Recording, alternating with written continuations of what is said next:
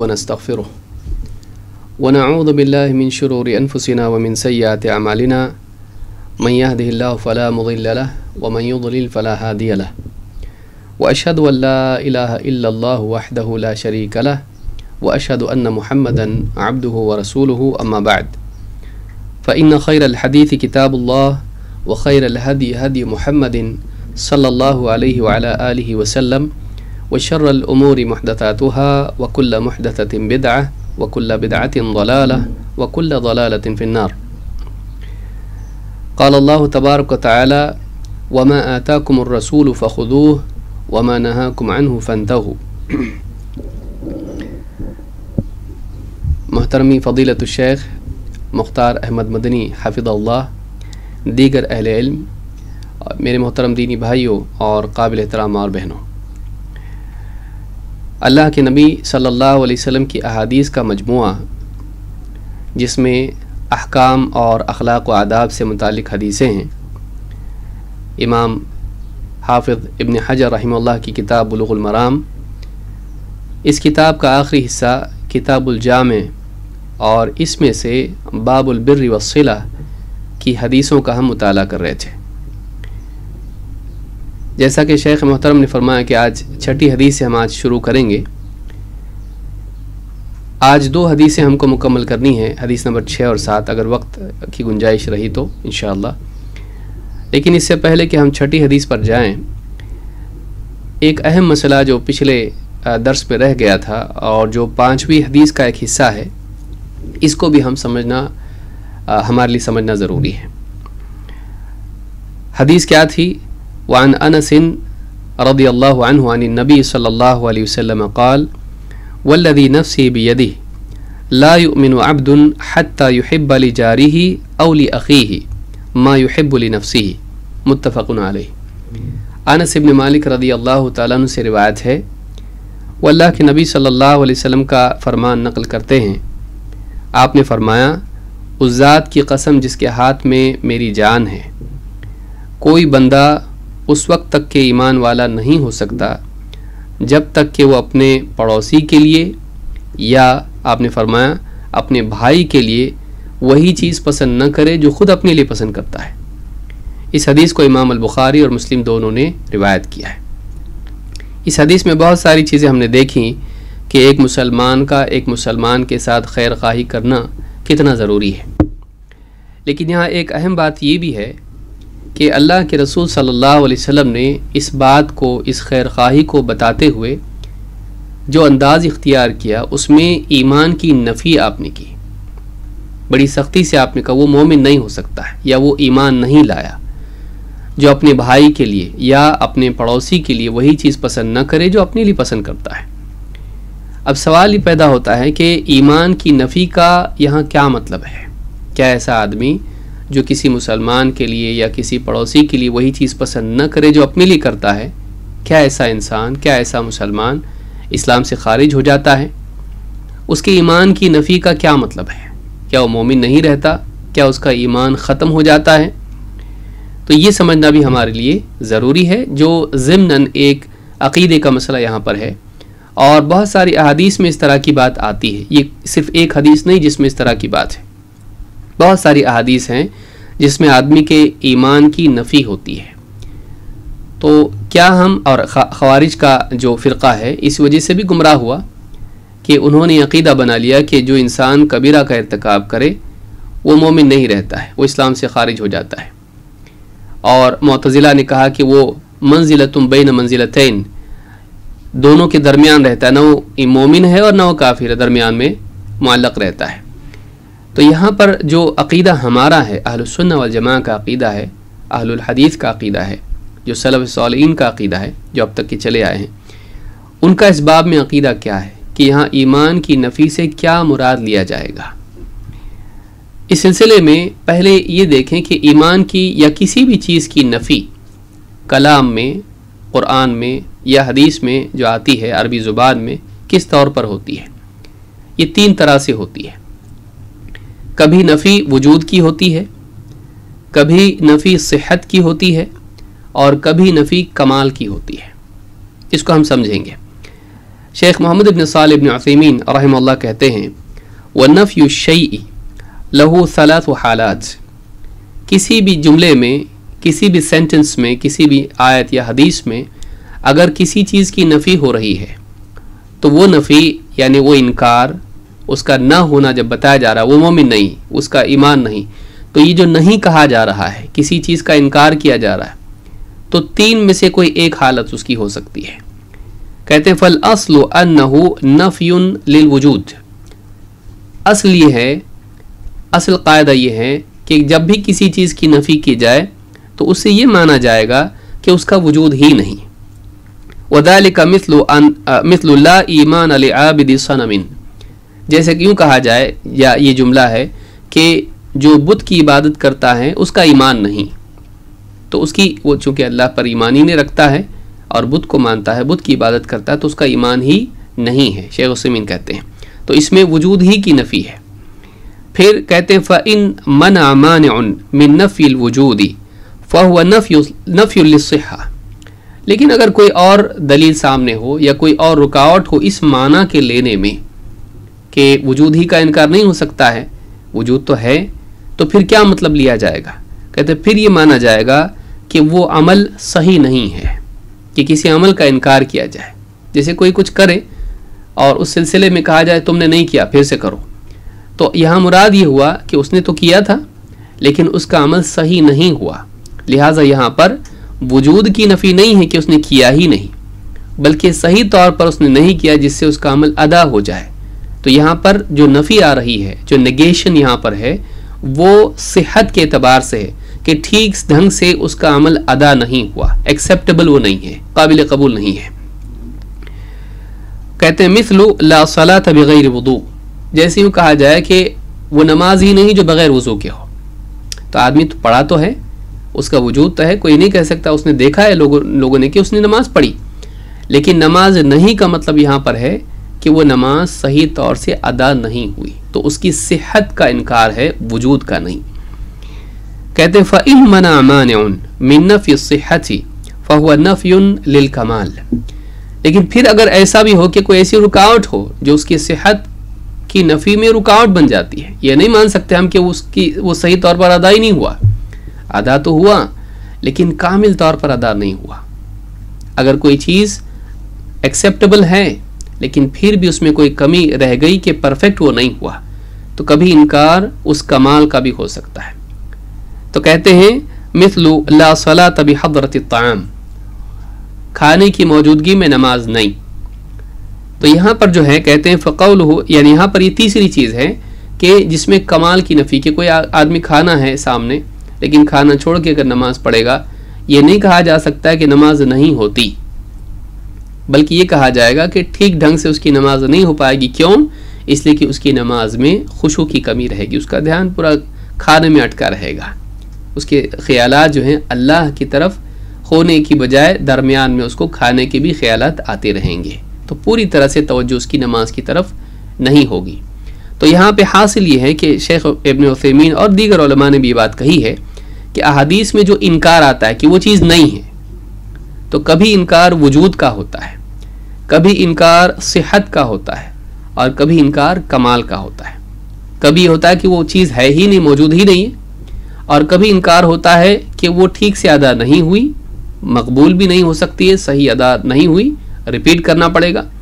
کبھی ہوتا ہے کہ انکار کمال کا ہوتا ہے کہ ادا تو ہو گیا لیکن پوری طرح سے صحیح ڈھنگ سے نہیں ہوا، کچھ کمی رہ گئی، کمال نہیں ہے اس کے اندر، پرفیکشن اس کے اندر نہیں ہے، تو ایگزسٹنس کا انکار ہوگا، یا پھر اس کی ایکسیپٹیبلٹی کا انکار ہوگا، یا پھر اس کی پرفیکشن کا انکار ہوگا۔ تو یہ تین چیزیں ہیں۔ کہتے ہیں فَقَوْلُهُ لَا يُؤْمِنُ أَحَدُكُمْ نَفْيٌ لِلْكَمَالِ الْوَاجِبِ لَلْمُسْتَحَبِّ، یہ یاد رکھنے کی چیز ہے۔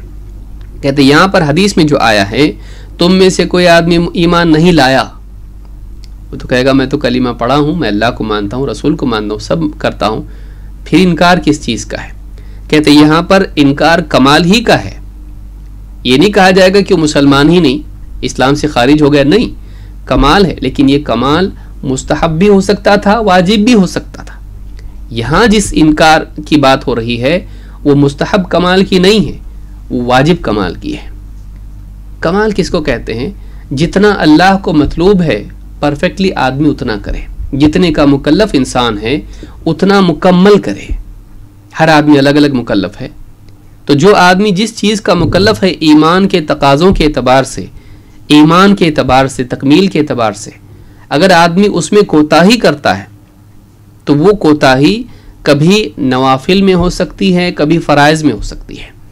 ایمان بڑھتا رہتا ہے، ایمان آدمی کے اعمال سے بڑھتا رہتا ہے اور اعمال کے چھوڑنے سے گھٹتا ہے.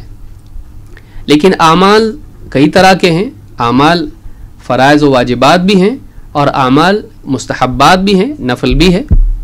اگر نفل چھوڑ دیتا ہے تو اس اعتبار کے کمال سے محروم رہتا ہے، اور اگر فرض میں کوتاہی کرتا ہے تو اس اعتبار سے کمال میں کوتاہی، اس کی کمی آتی ہے.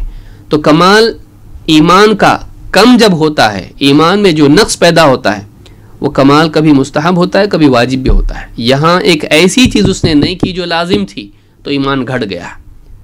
تو واجب چیز کے ترک پر جب ایمان میں کمی پیدا ہوتی ہے، پھر سے میں کہہ رہا ہوں، واجب لازم چیز کی کمی سے، کوتاہی سے جو کمی ایمان میں ہوتی ہے، ایسے مقام پر حدیثوں میں آتا ہے کہ اس کا ایمان نہیں.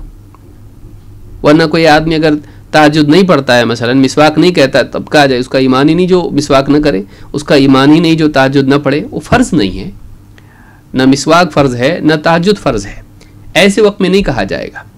لیکن یہ کہ ایک انسان جب فرائض میں کوتاہی کرے تو ایسی صورت میں فرض اور واجب ایک ہی ہوتا ہے، فرائض و واجبات میں کوتاہی کرے، لازم چیزوں میں کوتاہی کرے تو اس کے ایمان میں ایسی کمی ہو جاتی ہے جو کمی نہیں ہونا چاہیے تھی، جس سے وہ مجرم بن جاتا ہے اللہ کے نزدیک. مستحب چھوڑنے سے مجرم نہیں بنتا ہے، لیکن فرائض و واجبات چھوڑنے سے وہ مجرم بنتا ہے. تو کہتے ہیں کہ قولہ لا یؤمن احدکم نفی للکمال الواجب للمستحب، کہ یہ ایسے کمال کا انکار ہے جو واجب تھا، مستحب نہیں. لازم تھا کہ ایسا کمال وہ پائے، کوشش کرے اس کے حاصل کرنے کی. ابن حجر رحمہ اللہ فرماتے ہیں اسی بات کی مزید توضیح کرتے ہوئے، کہتے ہیں کہ والمراد بالنفی کمال الایمان، یہاں جو ایمان کا انکار ہو رہا ہے کہ اس کا ایمان نہیں، تو یہاں کمال ایمان کا انکار ہے، نہ کہ مجرد ایمان کا، مطلق ایمان کا انکار نہیں ہے. سیرے سے ایمان ہی نہیں، ایسی بات نہیں ہے، اس کے پاس کامل ایمان نہیں ہے. کہتے ہیں وَنَفْيُ اسم الشَّيْءِ عَلَى مَعْنَى نَفْيِ الْكَمَالِ عَنْهُ مُسْتَفِيضٌ فِي كَلَامِهِمْ كَقَوْلِهِمْ فُلَانٌ لَيْسَ بِإِنسان. کہتے ہیں کسی چیز کی نفی سے مراد اس کا کمال لینا، کہ کمال نہیں ہے اس کے اندر. یہ ایسا ہی ہے جیسے علماء کہتے ہیں یا لوگ کہتے ہیں وہ انسانی نہیں ہے. جیسے کسی آدمی میں کوئی خرابی ہو اور وہ لوگوں کے ساتھ اچھا سلوک نہ کرے، بدتمیزی کرے اور انسانیت اس میں نہ ہو، جس کو ہم ہماری زبان میں بھی کہتے ہیں، تو ہم کہتے ہیں کہ وہ کوئی انسان ہے؟ انسان ہی نہیں، وہ تو جانور ہے.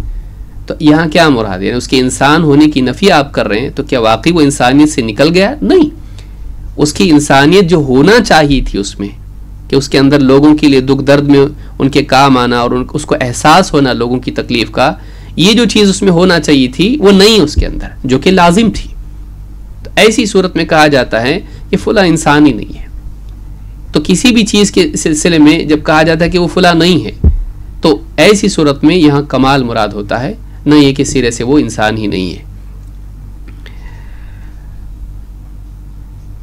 کہتے قال ایضا، وہ کہتے ہیں وَيُسْتَفَادُ مِنْ قَوْلِهِ لِأَخِيهِ الْمُسْلِمِ مُلَاحَظَةُ بَقِيَّةَ صِفَاتِ الْمُسْلِمِ. کہتے ہیں کہ اگر کوئی کہے کہ یہاں پر یعنی نبی صلی اللہ علیہ وسلم تو کہہ رہے ہیں کہ وہ ایمان ہی نہیں لایا، تو آپ کیسا اس کی تعویل کر رہے ہیں؟ کوئی یہاں پر شبہ پیدا ہو سکتا ہے، آپ کیوں اس کا مطلب یہ رہے ہیں کہ ہاں وہ مومن ہے؟ کہتے ہیں کہ حدیث میں کیا لفظ ہے کہ وہ لا یؤمن عبد حتی یحب لأخیہ المسلم ما یحب لنفسہ من الخیر، جو حدیث میں آیا ہے کہ آدمی مومن نہیں ہو سکتا ہے جب تک کہ اپنے مسلمان بھائی کے لیے وہ پسند نہ کرے جو اپنے لیے پسند کرتا ہے. تو اس کے اس عیب کے باوجود اس کو مسلمان کا بھائی بنایا جا رہا ہے. اگر وہ اسلام سے خارج ہوتا تو اس مسلمان اس کا بھائی نہیں ہوتا. یہ جو اخوت ہے اسلامی یہ ختم ہو جاتی. تو جب بھی کہا جا رہا ہے کہ اپنے مسلمان بھائی کے لیے، تو مانا جا رہا ہے کہ اس کے باوجود وہ مسلمان باقی ہے اور دوسرا مسلمان اس کا بھائی باقی ہے، اسلامی اخوت ختم نہیں ہوئی۔ اگر وہ اسلام سے خارج ہو جاتا تو اس کے لیے بھائی کا لفظ نہیں آتا، کیونکہ مسلمان غیر مسلم کا بھائی نہیں ہوتا ہے۔ اسلامی اخوت الگ چیز ہے، ہو سکتا ہے رشتے کے اعتبار سے کسی کا بھائی ہو، لیکن اسلامی اخوت صرف مسلمانوں میں ہوتی ہے۔ تو یہ بھی یاد رکھا جائے گا کہ یہاں پر اخیہ المسلم کہا گیا، لاخیہ المسلم، اس سے معلوم ہوتا ہے کہ وہ اس کے باوجود اسلام سے خارج نہیں ہوا، وہ مسلمان کا بھائی باقی ہے۔ فتح الباری میں جلد 1 صفحہ نمبر 57 پر ابن حجر رحمہ اللہ نے بات کہی ہے۔ اسی لیے کہ حدیث میں مزید اس کی تائید ہوتی ہے، اللہ کے نبی صلی اللہ علیہ وسلم فرماتے ہیں لا يبلغ عبد حقیقت الایمان حتی یحب للناس ما يحب لنفسه من الخیر۔ ابن حبان نے اس کو روایت کیا ہے، اور شیخ الالبانی نے التعلیقات الحسان میں جو ابن حبان کی تحقیق ہے اس میں حدیث نمبر 235 پر اس کو صحیح کہا ہے۔ کیا الفاظ ہیں حدیث کے؟ وہ کوئی بندہ ایمان کی حقیقت کو نہیں پا سکتا، یہ نہیں کہا کہ سرے سے ایمان ہی اس کے پاس نہیں، ایمان کی حقیقت، ایمان کی گہرائی، ایمان کا واقعی حق ادا نہیں کر سکتا، کمال نہیں پا سکتا، یہاں تک کہ وہ لوگوں کے لیے وہی خیر پسند نہ کرے جو اپنے لیے پسند کرتا ہے۔ تو یہاں بھی جو نفی کی گئی ہے وہ حقیقت ایمان کی گئی، نہ کہ سرے سے ایمان کی۔ تو حق ادا نہیں کیا اس نے ایمان کا جو کرنا چاہیے تھا، کما حق کہو ایمان لانا چاہیے ویسا ایمان نہیں لایا۔ تو یہاں مراد یہ نہیں ہے کہ سرے سے ایمان نہیں ہے۔ اس تعلق سے ابن تیمیہ رحمۃ اللہ علیہ فرماتے ہیں والذی، اب یہاں پر دیکھیے کیوں ایسا معنی ضروری ہے لینا، کہتے والذی علیہ جماہیر السلف واہل الحدیث وغیرہم، جو عقیدہ جس پر جمہور سلف ہیں، عام طور سے سلف کے عقیدے میں چیز ملتی ہے، واہل الحدیث وغیرہم، اور اہل حدیث اور ان کے علاوہ بھی جو لوگ ہیں اہل علم، ان سے جو بات ملتی ہے اور جس پر وہ لوگ ہیں، کہتے ہیں ان نفی الایمان لانتفاء بعض الواجبات فیہ، کہ ایمان کا انکار ایسے وقت کیا جاتا ہے جب ایمان میں جو واجب چیزیں ہیں انسان اس کا اہتمام نہیں کرتا۔ ایمان کے تقاضے ہیں، ایک آدمی ایمان جب لاتا ہے تو اس پر بہت سارے فرائض عائد ہوتے ہیں، جب وہ ان فرائض میں سے جو بھی چھوڑتا ہے تب جا کر اس کے ایمان کی نفی کی جاتی ہے۔ کہتے ہیں والشارع دائما لا ينفي المسمى الشرعی الا لانتفاء واجب فیہ، شارع اللہ رب العالمین یا پھر اللہ کی شریعت کی تشریح کرنے والے رسول اکرم صلی اللہ علیہ وسلم جو شریعت مقرر کرتے ہیں اللہ کے بتائے ہوئے طریقے سے، تو وہ ہمیشہ جب بھی ایمان کا انکار کرتے ہیں کسی انسان کے لیے تو وہ اسی وجہ سے کرتے ہیں کہ وہ انسان کوئی واجب اس پر ہوتا ہے اس کو پورا نہیں کرتا، واجبات کا ترک اس میں ہوتا ہے، تب جا کر اس کے لیے ایمان کی نفی کرتے ہیں۔ وَإِذَا قِيلَ الْمُرَادُ بِذَلِكَ نَفْيُ الْكَمَالِ فَالْكَمَالُ نَوْعَانِ واجب و مستحب۔ پھر اگر ہم یہ کہیں کہ جب ایمان کا انکار کیا جا رہا ہے تو اس سے مراد یہ نہیں کہ سرے سے ایمان کا انکار ہے بلکہ کامل ایمان کا انکار ہے، تو یہ بھی یاد رکھو کہ کمال 2 طرح کا ہوتا ہے، واجب اور مستحب۔ ایسا کمال جس کا حاصل کرنا تم پر لازم ہے، اور ایسا کمال جس کا اختیار کرنا، ایسا کمال جس کا اختیار کرنا تم پر واجب ہے، اور دوسرے ویسا کمال جس کا اختیار کرنا لازم نہیں ہے۔ تہجد پڑھے گا، ذکر کرے گا، تلاوت، بہت ساری چیزیں کرے گا، کمال ایمان میں پیدا ہوتا جائے گا، لیکن یہ واجبات نہیں ہے، یہ مستحب ہے۔ تو مستحب کمال اور واجب کمال۔ فالشارع لم ينفي الایمان ولا الصلاة ولا الصيام ولا الطهارة ولا نحو ذلك من المسميات الشرعية لانتفاء بعض مستحباتها۔ شارع یعنی اللہ رب العالمین یا اللہ کی بات کے تحت رسول اکرم صلی اللہ علیہ وسلم کبھی بھی کسی کے ایمان، اس کی طہارت، اس کی نماز، اس کا روزہ یا اسی طرح سے دوسرے جتنے بھی شرعی احکام یا مسمیات ہیں، الفاظ ہیں شریعت کے، عبادات کے نام ہیں، اعمال کے نام ہیں، اس طرح سے کسی بھی چیز کا انکار اس وقت تک نہیں کرتے ہیں جب تک کہ واجبات میں سے نہ ہو۔ مستحبات کے لیے انکار نہیں کیا جاتا ہے کہ وہ مسلمان ہی نہیں جو تہجد نہیں پڑھتا، نہیں ہوتا ایسا، واجبات میں ہی ہوگا۔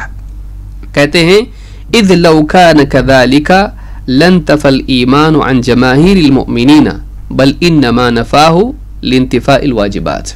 अगर ऐसा हो जाए तो फिर उमूमन सारे ही मुसलमानों से, तकरीबन सारे मुसलमानों से ईमान की नफ़ी हो जाएगी, क्योंकि कौन मुसलमान है जो सारे अहकाम पर अमल करता हो, सारे फ़राइज़ को पूरा करता हो, सारे नवाफिल का एहतमाम, मुस्तहब्बात का एहतमाम करता हो। कोई आदमी कुछ न कुछ तो छोड़ता है, तो सारे ही लोगों से ईमान का इनकार हो जाएगा, कौन बचेगा? इल्ला माशाअल्लाह जैसे नबी सल्लल्लाहु अलैहि वसल्लम है बस, और शायद ही कोई ऐसा बचेगा कि कोई आदमी कोई मुस्तहब छोड़ता ना हो, ऐसा कोई होगा नहीं। तो फिर मुस्तहब छोड़ने से अगर ईमान की नफ़ी होती है तो कोई भी नहीं बचेगा, हर इंसान कोई ना कोई मुस्तहब छोड़ता है। तो यहाँ वाजिबात के छोड़ने पर ईमान की नफ़ी होती है, न कि मुस्तहब्बात के छोड़ने पर। तो कमाल दो तरह का होता है, वाजिब और मुस्तहब। यहाँ इससे मालूम होता है कि ये वाजिब है अपने भाई के लिए वही चाहना जो अपने लिए चाहता है, अपने पड़ोसी के लिए वही चाहना जो अपने लिए चाहता है। अगर ये नहीं करता है तो गोया के ईमान में से सख्त कमी हो गई, क्योंकि इसने एक वाजिब को तर्क किया। जैसा कि हदीस में आया है, यहाँ पर भाई के लिए भी है और यही बात पड़ोसी के लिए भी है। आइए पड़ोसी के लिए भी जो बातें हदीस में आई हैं इख्तिसार के साथ उसको भी देखते हैं। जैसे हदीस के अल्फाज हैं, हत्ता युहिब्ब ली जारिही औ ली अखीहि मा युहिब्बु ली नफ्सिही। यहाँ तक कि आदमी अपने पड़ोसी के लिए या अपने भाई के लिए वही पसंद करे जो अपने लिए पसंद करता है। जब तक ये नहीं करता है वो मोमिन कामिल दर्जे में नहीं होता है। पड़ोसी के लिए क्या हदीस में आया? बहुत सारी हदीसें, कुछ बातें हम यहाँ पर देखते हैं।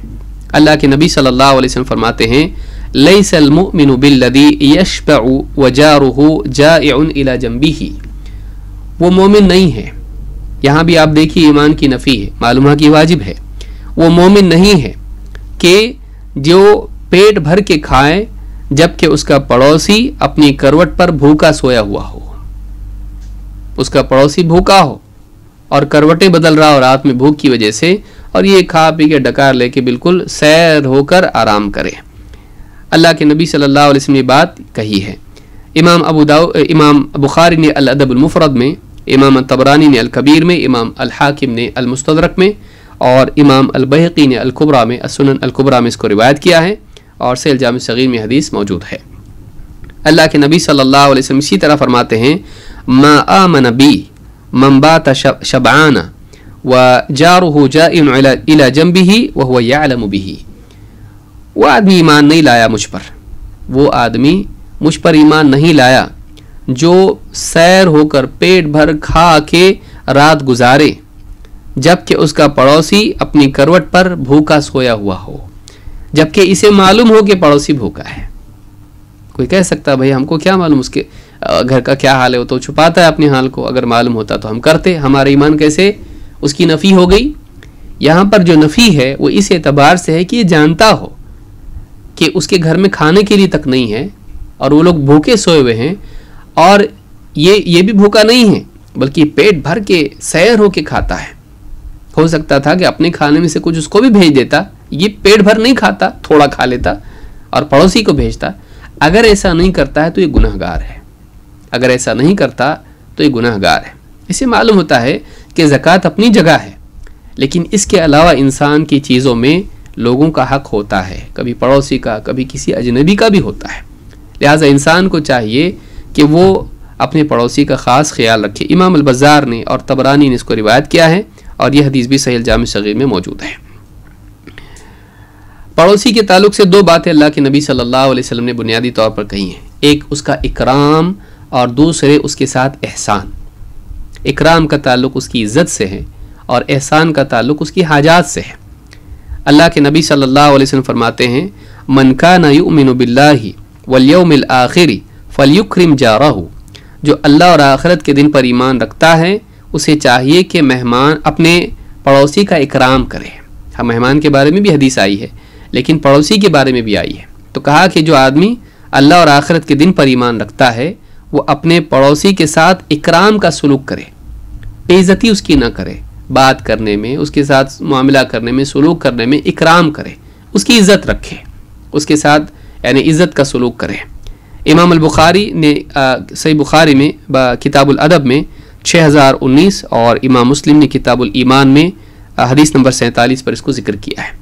یہاں لیکن انداز الگ ہے کہ اس کے ساتھ اکرام کا سلوک کرے، جو اللہ اور آخرت پر ایمان رکھتا ہے تو یہ ایمان کے مکملات میں سے ہے، یہاں نفی نہیں ہو رہی ہے بلکہ یعنی یہاں پر اکرام کی اور ترغیب دی جا رہی ہے۔ اسی طرح سے آپ نے فرمایا من کان یؤمن باللہ والیوم الآخر فلیحسن الی جارہ، جو آدمی اللہ اور آخرت کے دن پر ایمان رکھتا ہے وہ اپنے پڑوسی کے ساتھ احسان کا سلوک کرے۔ یہ حدیث مسلم میں ہے، کتاب الایمان حدیث نمبر 48۔ ان دونوں حدیثوں سے معلوم ہوتا ہے کہ فلیکرم جارہ، پڑوسی کا اکرام کرے، رسپیکٹیبل طریقے سے اس سے پیش آئے، اور دوسرا فلیحسن الی جارہ، اپنے پڑوسی سے احسان کا سلوک کرے، اس پر احسان کرے، جو بھی اپنے پاس خیر ہے اس میں سے اس کے لیے بھی کچھ راستہ نکالے۔ پڑوسی کو ستانے کا انجام کیا ہے؟ اس کے بالعکس ابو ہریرہ رضی اللہ تعالیٰ کہتے ہیں، اور خاص طور سے عورتوں کے بارے میں ہے کیونکہ انہی کے آپس میں بہت جھگڑے ہوتے ہیں۔ اللہ کے نبی صلی اللہ علیہ وسلم کی حدیث ہے، ابو ہریرہ رضی اللہ تعالیٰ کہتے ہیں کہ قیل للنبی صلی اللہ علیہ وسلم یا رسول اللہ ان فلانۃ تقوم اللیل وتصوم النہار، اللہ کے رسول فلاں عورت رات میں قیام اللیل کرتی ہے، تہجد پڑھتی ہے، اور دن میں روزے رکھتی ہے، نفل روزے ہیں، وتفعل وتصدق، اور بہت کچھ کرتی ہے اور صدقہ بھی دیتی ہے، وتؤذی جیرانہا بلسانہا، لیکن اپنے پڑوسیوں کو اپنی بد زبانی سے تکلیف دیتی ہے، بری زبان ان کے ساتھ غلط طریقے سے بات کرتی ہے، بے عزتی کرتی ہے، دل آزاری کرتی ہے۔ وتؤذی جیرانہا بلسانہا، اپنی زبان سے اپنے پڑوسیوں کو تکلیف پہنچاتی ہے۔ فقال رسول اللہ صلی اللہ علیہ وسلم لا خیر فیہا ہی من اہل النار، آپ نے کہا اس عورت میں کوئی خیر نہیں ہے، اس عورت میں کوئی بھلائی نہیں ہے، وہ جہنمی عورت ہے۔ آپ دیکھیے، نماز پڑھتی ہے، روزہ رکھتی ہے، فرض نہیں نوافل کا اہتمام کرتی ہے، قیام اللیل اور صیام النہار، اور اسی طرح سے صدقات، کیا بچا آپ دیکھیے، لیکن اس کے باوجود ایک کام ایسا کرتی ہے، پڑوسیوں کو تکلیف دیتی ہے، کائے سے مار پیٹ بھی نہیں کرتی ہے، زبان سے تکلیف دیتی ہے۔ آپ نے کیا کہا؟ لا خیر فیہا، اس میں کوئی بھلائی نہیں ہے، تیری عبادات تیرے اعمال انفرادی ہیں، لیکن لوگوں کے ساتھ تیرا سلوک غلط ہے۔ اللہ کے معاملے میں تو ٹھیک ہے، نوافل تک کا اہتمام کر رہی ہے، لیکن لوگوں کے معاملے میں فرائض کو ترک کیے ہوئے ہیں، اور ان کے ساتھ احسان نہ کرنا ایک بات ہے، لیکن ان کو تکلیف دینا، انسان تکلیف کو روک کے رکھ سکتا ہے، لیکن تکلیف دیتی ہے تو تیرا قصد بھی ہے، برا چاہتی ہے لوگوں کا۔ تو کہا وَتُؤْذِي جِيرَانَهَا بِلِسَانِهَا، تو کہا کہ ہیا لا خیر فیہا ہی من اہل النار، اس میں کوئی بھلائی نہیں ہے، وہ جہنمی عورت ہے۔ امام احمد اور امام ابن حبان اور حاکم نے اس کو روایت کیا، اسی طرح سے امام البخاری نے الادب المفرد میں اس کو ذکر کیا ہے حدیث نمبر 119 پر، اور الصحیحہ میں شیخ الالبانی نے 190 پہ اس کو ذکر کیا ہے۔ اس سے معلوم ہوتا ہے کہ انسان بعض اوقات عبادات میں اچھا ہوتا ہے، لیکن پڑوسیوں سے سلوک میں بلکہ لوگوں سے سلوک میں اچھا نہیں ہوتا ہے۔ ایسا آدمی اس کی وجہ سے جہنم میں جا سکتا ہے۔ عبادات اپنی جگہ پر ہے، لیکن سلوک بھی اپنی جگہ پر ہے، کسی کو تکلیف نہیں دینا چاہیے۔ اگر پڑوسی کافر ہو تو بعض ملکوں میں لوگ ایسے ملکوں میں رہتے ہیں، مغربی ملکوں میں، ہمارے ملکوں میں پڑوسی کبھی غیر مسلم ہوتا ہے، اس کے ساتھ کیسا رہا جائے؟ کیا اس کے بارے میں بھی یہ حدیث ہے؟ اس کے ساتھ بھی وہی پسند کرے جو اپنے لیے پسند کرتا ہے، یا کیا ہے اس کا معاملہ؟ مجاہد رحمہ اللہ فرماتے ہیں ان عبد اللہ ابن عمرو رضی اللہ عنہما ذبحت له شاة فی اہلہ، عبداللہ ابن عمر رضی اللہ تعالیٰ عنہ کے گھر میں ایک بکری ذبح ہوئی۔ فلما جاء قال اہدیتم لجارنا الیہودی، اہدیتم لجارنا الیہودی، جب گھر میں آئے تو کہا میرے پڑوسی جو یہودی پڑوسی اس کو دیا کہ نہیں دیا؟ میرا یہودی پڑوسی جو اس کو تم نے بھیجا کہ نہیں بھیجا؟ اس میں جو ذبح کیا وہ گوشت بھیجا کہ نہیں بھیجا اس کو؟ سمعت رسول اللہ صلی اللہ علیہ وسلم یقول ما زال جبریل یوصینی بالجار حتی ظننت انہ سیورثہ، کہا کہ میں نے اللہ کے رسول صلی اللہ علیہ وسلم کو یہ فرماتے سنا کہ جبریل مجھے بار بار پڑوسی کے ساتھ اچھے سلوک کی تاکید کرتے رہے، وصیت کرتے رہے، یہاں تک کہ اتنی مرتبہ وصیت کی کہ میں گمان کرنے لگا کہ کہیں میرا وارث تو نہیں بنا دیں گے اس کو۔ مجھے ایسا لگنے لگا کہ شاید میرے پڑوسی کو میری جائیداد، میری جو بھی میراث ہے اس میں میرا وارث بنا دیں گے، یعنی اس کا اتنا حق میرے اوپر ہے، گویا کہ میرے خاندان والوں کا جن کو میری میراث میں سے حصہ ملنے والا ہوتا ہے، میرے پڑوسی کو بھی اس میں شامل کر دیں گے۔ یہ مبالغہ ہے بتانے میں، پڑوسی شامل نہیں ہوتا ہے، لیکن مجھے گمان ہونے لگا کہ کہیں ایسا تو نہیں ہے کہ اتنا حقدار ہو گیا ہو۔ تو اس حدیث کو امام احمد اور ابو داؤد اور ترمذی نے روایت کیا ہے، اور امام البخاری نے الادب المفرد میں بھی اس کو روایت کیا ہے۔ سنن ترمذی میں یہ حدیث 1943 پر موجود ہے اور صحیح ہے۔ اس سے معلوم ہوا کہ صحابہ اپنے یہودی پڑوسی کا بھی خیال رکھتے تھے کہ گھر میں اگر کچھ ذبح ہوا، کچھ پکا، کچھ کھانا ہے، وہ ان کو بھی بھیجتے تھے۔ یہودی اسلام کے مسلمانوں کے کتنے دشمن، لیکن پھر بھی پڑوسی ہونے کے باوجود، پڑوسی ہونے کے سبب وہ صحابہ ان کے ساتھ سلوک کرتے۔ کتنا ستایا اللہ کے رسول صلی اللہ علیہ وسلم کو، کتنا ستایا مسلمانوں کو، کتنی سازشیں کرتے تھے، کرتے ہیں اور رہیں گے، لیکن اس کے باوجود جب وہ پڑوسی ہے تو اس کے ساتھ احسان کا سلوک کیا جائے گا، اس کے ساتھ احسان کا سلوک کیا جائے گا۔ یہ اسلام کی تعلیم ہے۔ دیکھیے، یہ اسلام کی تعلیم ہے۔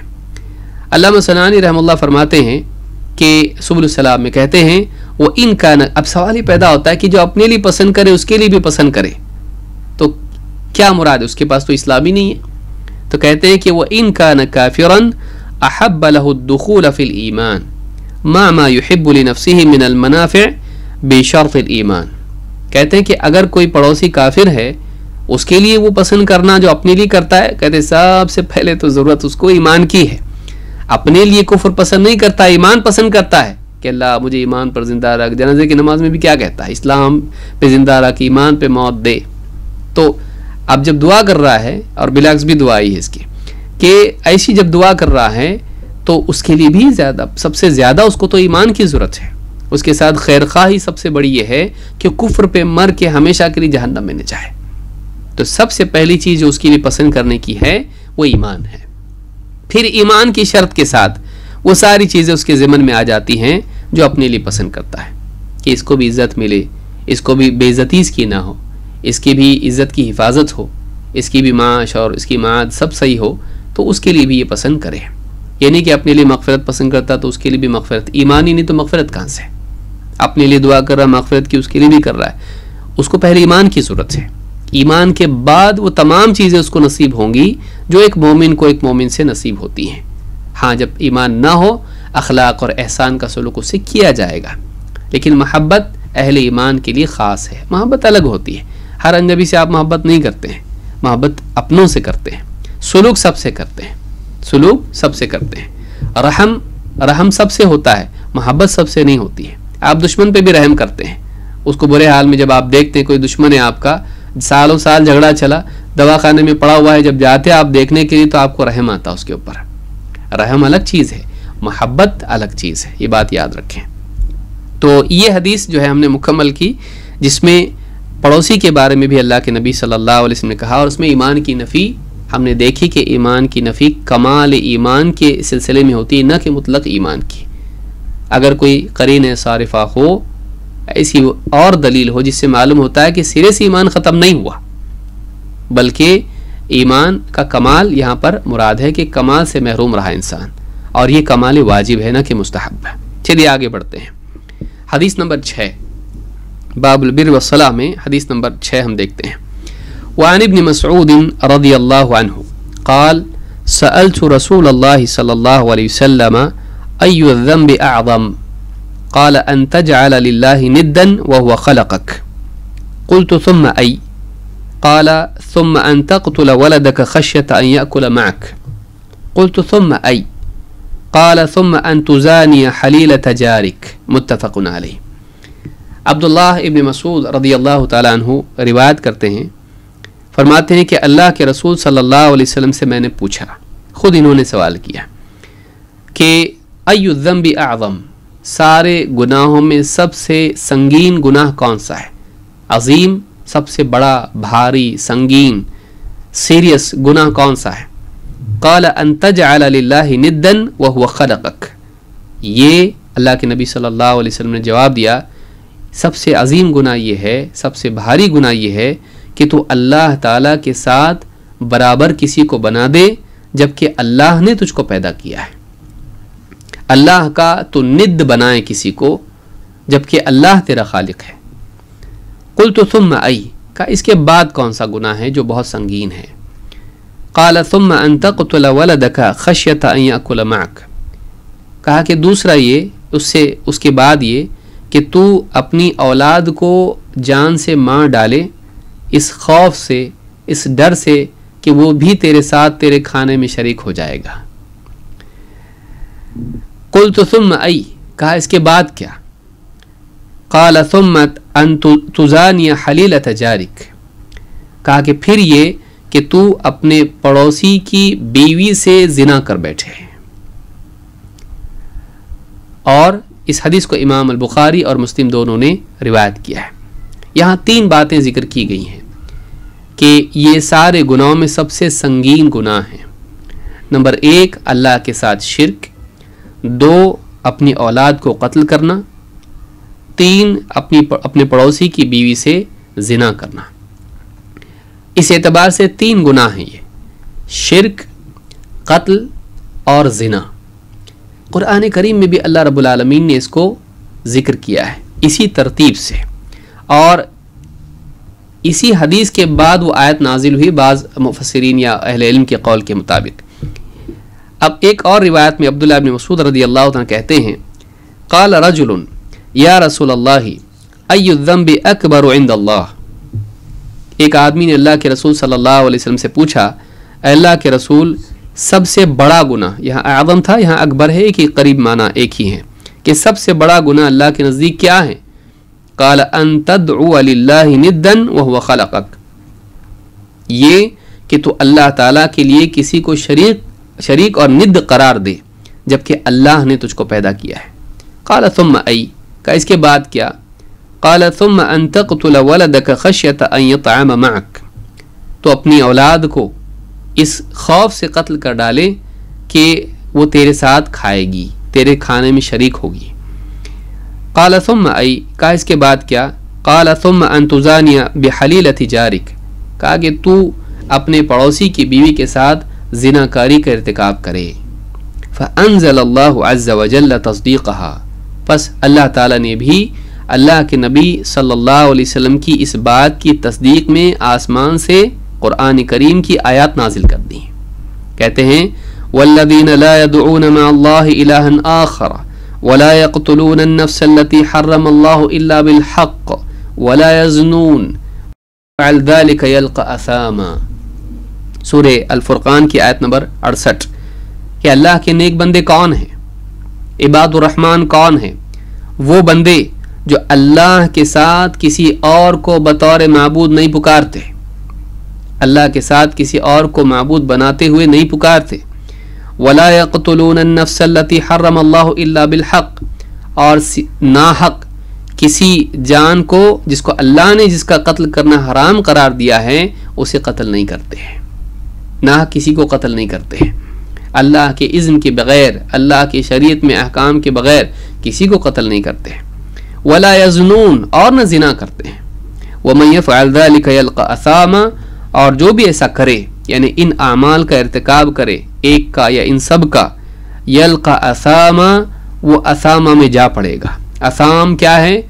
مجاہد رحمہ اللہ فرماتے ہیں صحیح سند کے ساتھ، کہتے ہیں یلقى اثاما قال وادیا فی جہنم، جہنم میں ایک وادی ہے، وہ اس وادی میں جا پہنچے گا، ایک سخت گناہ وہاں پر اس کو ہوگا.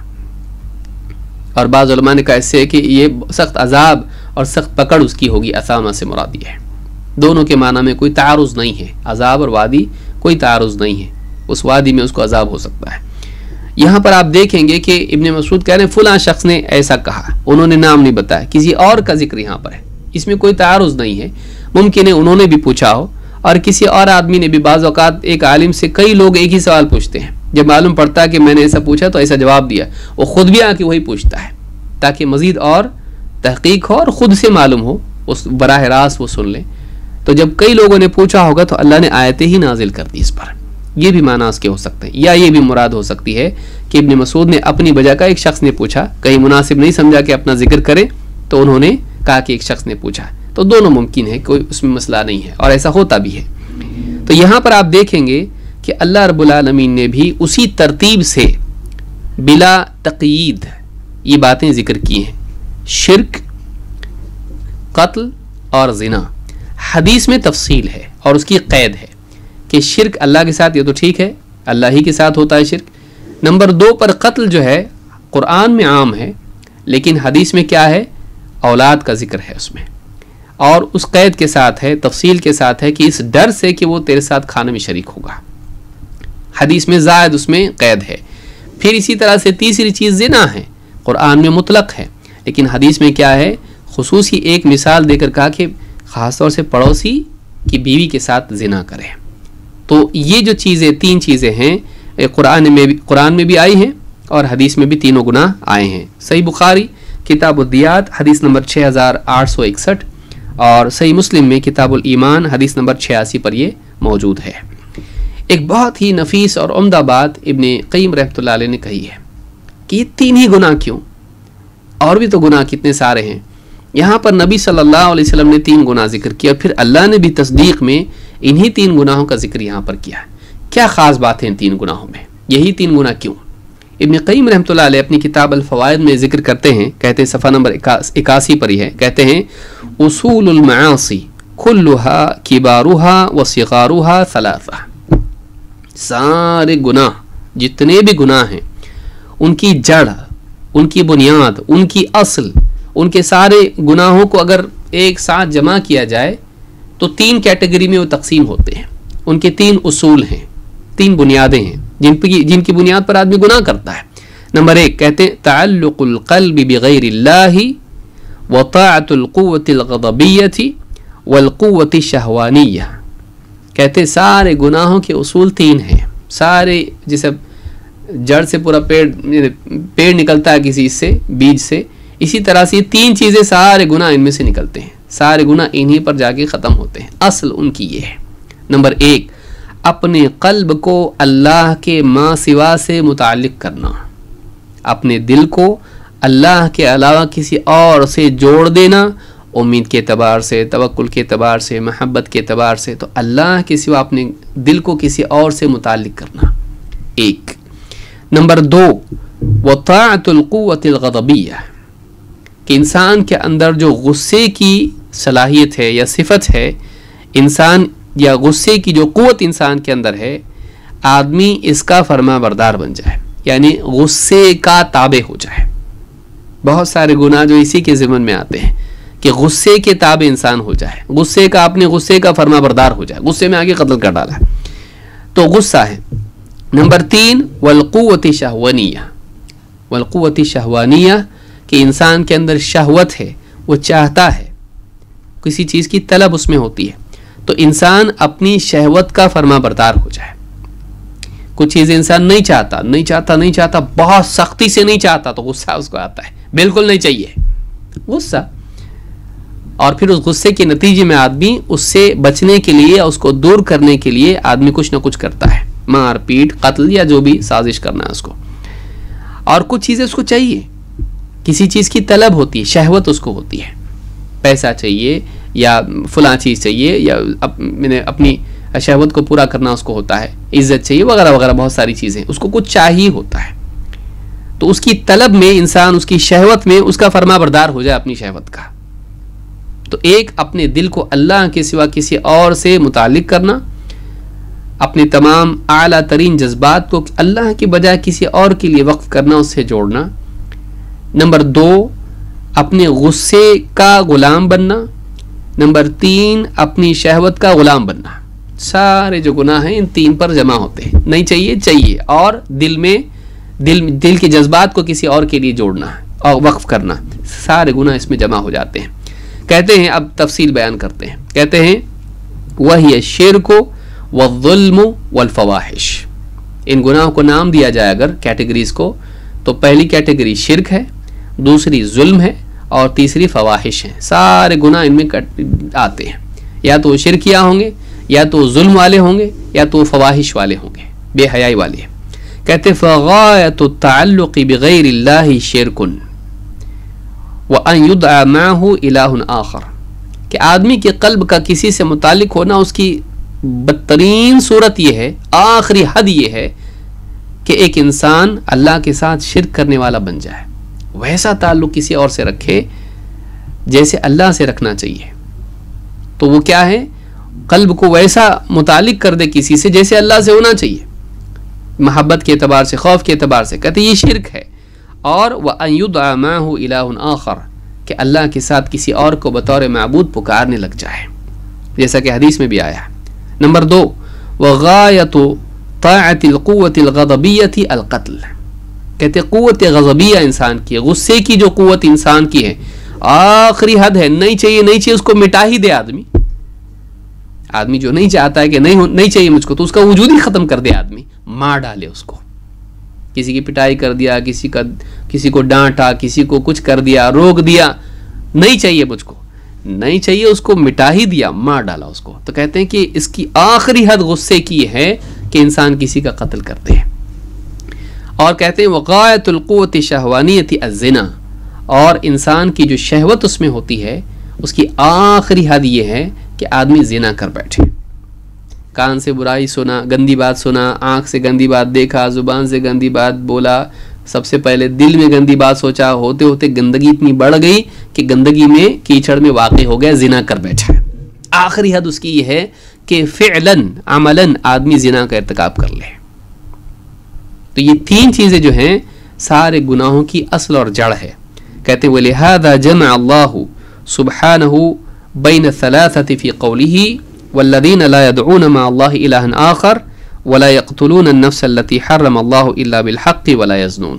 کہتے ہیں اسی لیے اللہ تعالیٰ نے ان 3 اصولوں کو، ان 3 گناہوں کی جڑوں کو اس ایک آیت میں سمیٹ لیا ہے، جس میں اللہ تعالیٰ نے یہ بات کہی کہ نیک بندے اللہ کے سوا کسی اور کو بطور معبود نہیں پکارتے، اور وہ کسی جان کو ناحق قتل نہیں کرتے جس کا قتل کرنا اللہ نے حرام کیا ہے، اور وہ زنا کا ارتکاب بھی نہیں کرتے. کتاب الفوائد میں ابن قیم نے صفحہ نمبر 81 پر بات کر، بہت نفیس کتاب ہے کتاب الفوائد، بہت سارے علمی نکات اس میں ملتے ہیں آپ کو. بہرحال حدیث کے ایک ایک جملے پر اب ان 3 چیزوں پر ہم تفصیل سے سمجھنے کی کوشش کرتے ہیں. نمبر 1 کیا ہے؟ آپ نے فرمایا پہلا گناہ سب سے عظیم اور بھیانک، ان تجعل للہ ندا وہو خلقک، کہ تو اللہ کے ساتھ کسی کو ند بنا لے جبکہ اللہ نے تجھ کو پیدا کیا ہے. ند کس کو کہتے ہیں؟ شیخ صالح الفوزان حفظہ اللہ کہتے ہیں الند هو الشریک الشبیہ. ند اس کو کہتے ہیں جس میں 2 چیزیں ہوں، 2 طور پر وہ ند بنتا ہے. 2 باتیں جمع کرنے سے کوئی اللہ کا ند بن جاتا ہے. ایک، اللہ کے ساتھ اس کی ربوبیت، اس کی الوہیت یا اس کے اسماء و صفات میں شریک اس کو کیا جائے. دوسرے، اس کو اللہ کا شبیہ مانا جائے. شریک بھی اور شبیہ بھی، اللہ کی طرح بھی اس کو مانا جائے، اللہ کے مثل، اللہ کا نظیر، اللہ کا مثیل اس کو مانا جائے، اور اللہ کے حقوق میں اور اللہ تعالیٰ کے ساتھ اس کو شریک بھی کیا جائے. تو شریک اور شبیہ یہ 2 چیزیں جب جمع ہو جائیں، ضروری نہیں کہ شریک شبیہ بھی مانا جائے، تھوڑا سا بھی شریک کر سکتا ہے، 1% شریک کر دیا برابر نہیں مانا. لیکن ند میں کیا ہوتا ہے؟ دونوں طرح سے ہوتا ہے. شبیہ بھی مانا کسی ایک چیز میں بھی ہو سکتا ہے، شبیہ مانا اور اس کو یعنی اللہ کے ساتھ شریک بھی کیا. تو تسہیل الالمام میں یہ بات شیخ صالح الفوزان نے کہی ہے، جو بلوغ المرام ہی کی شرح ہے. شیخ ابن عثیمین رحمہ اللہ فرماتے ہیں یہاں جو کہا گیا کہ وَهُوَ خَلَقَكَ، تو اللہ کے شریک، اللہ کا ند کسی کو بنائے جبکہ اللہ نے تجھ کو پیدا کیا ہے، یہ زائد لفظ کیوں ہے؟ کیوں کہا گیا؟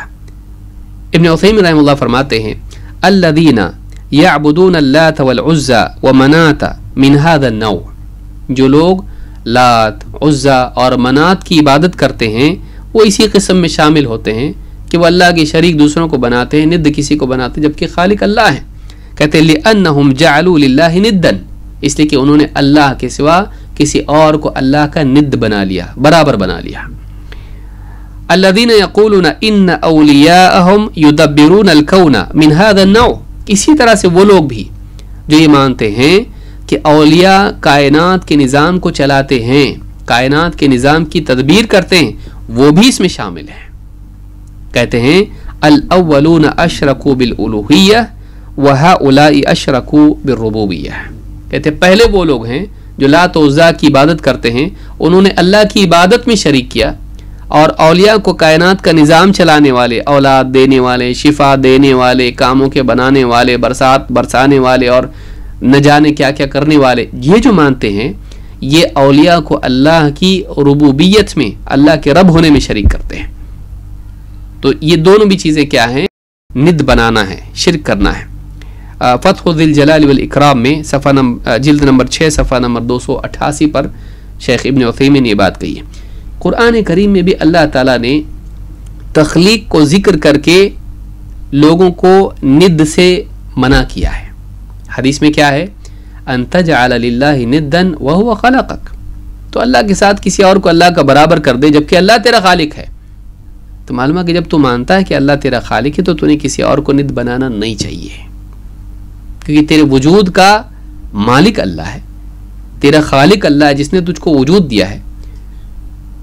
تو ہوتا ہی نہیں اگر وہ پیدا نہیں کرتا، پھر اور کسی کو تو اللہ کے برابر کیسے بناتا جبکہ وہ تخلیق میں اللہ کے ساتھ شریک نہیں تھا. جب وہ خالق ہونے کے اعتبار سے اللہ کا شریک نہیں تو مالک ہونے کے اعتبار سے کیسا تیرے شریک ہو رہا ہے اللہ کا؟ جو خالق ہے وہی مالک ہے، وہی رازق ہے، وہی معبود برحق ہے. تو یہاں پر قرآن کریم میں بھی اللہ نے یہ بات کہی ہے. اللہ نے فرمایا یا ایھا الناس اعبدوا ربکم الذی خلقکم والذین من قبلکم لعلکم تتقون. اے لوگو عبادت کرو اپنے رب کی. معلوم ہے کہ معبود بننے کا حقدار وہی ہے جو رب ہے، جو رب نہیں معبود بننے کا حقدار بھی نہیں. یا ایھا الناس اعبدوا ربکم الذی خلقکم والذین من قبلکم لعلکم تتقون. وہ معبود، وہ رب جس نے تم کو پیدا کیا، جو تمہارا خالق ہے، تمہارا بھی اور وہ لوگ جو تم سے پہلے آئے ان کا بھی، باپ دادوں کا بھی. اللہ ہی کی عبادت کرو لعلکم تتقون، تاکہ تم بچو دنیا میں گناہوں سے، آخرت میں جہنم سے، تاکہ تمہارے اندر تقوی پیدا ہو، اور تاکہ نتیجے میں تم شرک اور گناہوں سے بچ کر واقعی اللہ کے نزدیک متقی قرار پاؤ، اور ان المتقین فی مقام امین، تم آخرت میں جنت کے حقدار بھی بن جاؤ تاکہ تم متقی اللہ کے نزدیک قرار پاؤ. الذی جعل لکم الارض فراشا والسماء بناء. وہ اللہ جس نے زمین کو تمہارے لیے بچھونا بنایا اور آسمان کو تمہارے لیے چھت بنایا. وانزل من السماء ماء، اور آسمان سے تمہارے لیے پانی برسایا. فاخرج به من الثمرات رزقا لکم، اور اس پانی کے ذریعے سے زمین سے تمہارے لیے مختلف قسم کے میوے پھل پیدا کیے، تمہاری غذا، تمہارا رزق پیدا کیا. فلا تجعلوا للہ اندادا وانتم تعلمون. بس تم اللہ کے ساتھ دوسروں کو اللہ کا ند مت بناؤ، اس کے ساتھ اوروں کو اس کے انداد مت قرار دو جبکہ تم جانتے ہو، جبکہ تم کو معلوم ہے. فلا تجعلوا للہ اندادا وانتم تعلمون. تمہیں معلوم ہے. کیا معلوم ہے؟ ابن عباس رضی اللہ عنہ کہتے ہیں وانتم تعلمون انه لا رب لكم يرزقكم غیرہ، کہ تم کو معلوم ہے اللہ کے سوا تمہارا کوئی رب نہیں جو تمہیں رزق عطا کرے. کوئی بابا بارش برساتے ہیں، کوئی بابا کورونا روکے. سوچئے آپ، شفا ناڑے باندھ کے لوگ، کتنے ناڑے، بچہ بیمار ہے، بیٹی بیمار ہے، دادا نانا بیمار ہیں، جا کے ناڑے پہلے باندھتے تھے، اب رکنے کا نام نہیں لے رہا ہے. اب کیا کریں گے؟ بابا بس ایک دن میں کرتے ہیں. کتنے بابا لوگ ناڑے واڑے باندھ کے لوگوں کو صحیح کرنے کی دعوے کرتے تھے، کہاں ہیں؟ ان کو ہی کورونا ہو گیا، بہت سارے لوگوں کو. کیا کریں گے؟ اللہ جس کو چاہتا ہے بیمار کرتا ہے، جس کو چاہتا ہے شفا دیتا ہے. سب کچھ اللہ کی طرف سے آتا ہے. لا شفاء الا شفاءک. تو اللہ کے سوا کوئی رب نہیں جو کائنات کا نظام چلائے، خالق، مالک، رازق، مدبر کوئی نہیں اللہ کے سوا. جب تم جانتے اور مشرکین یہ مانتے تھے کہ خالق اللہ ہے، اللہ کے سوا کوئی نہیں. کہا جب خالق اللہ ہے، سب کو اللہ نے وجود دیا ہے، اللہ کے سوا کوئی اور خالق نہیں ہے، تو پھر اللہ کے سوا اور تمہارا مالک اور معبود اور رازق کیسے ہو گیا؟ اللہ کے سوا کوئی اور معبود نہیں ہونا چاہیے. تو یہاں پر ابن جریر الطبری نے ابن عباس کا قول ذکر کیا ہے کہ تم کو معلوم ہے سے مراد کیا ہے؟ تم کو معلوم ہے کہ اللہ کے سوا تمہارا کوئی رب نہیں جو تمہیں رزق دے. خالق اور رازق اللہ ہے. تمہارے وجود، تم کو وجود دینے والا اور تمہارے وجود کی بقا کے لیے رزق کا انتظام کرنے والا، تمہارے وجود کی ابتدا اور اس کی بقا و ارتقاء اللہ کے سوا کسی اور کے ہاتھ میں نہیں. پھر اور کسی اور کے آگے تمہارا جھکنا، اس کو پکارنا، اس کے آگے سر رکھنا، زمین پر ٹکانا کیا معنی رکھتا ہے؟ اسی کو معبود بناؤ جو تمہارا خالق و رازق و مالک ہے. تو یہ بات قرآن میں بھی اللہ نے بتائی کہ اللہ نے خالق ہونے کو ذکر کیا اور پھر اس کے بعد ند بنانے سے منع کیا. شیخ عبداللہ الفوزان کہتے ہیں والحدیث دلیل علی ان الشرک من العالم بحقیقت التوحید اقبح من غیرہ. حدیث میں کیا بیان کیا جا رہا ہے؟ تو اللہ کے ساتھ کسی اور کو شریک کرے، اس کا برابر بنا دے، جبکہ خالق اللہ ہے. یعنی تو جانتا ہے اللہ خالق ہے، یہ جاننے کے بعد تیرا شرک کرنا اور بھی برا ہے. جو اللہ کو جانتا ہی نہیں، اللہ کو خالق مانتا ہی نہیں، وہ شرک کرے، یہ بھی برا ہے.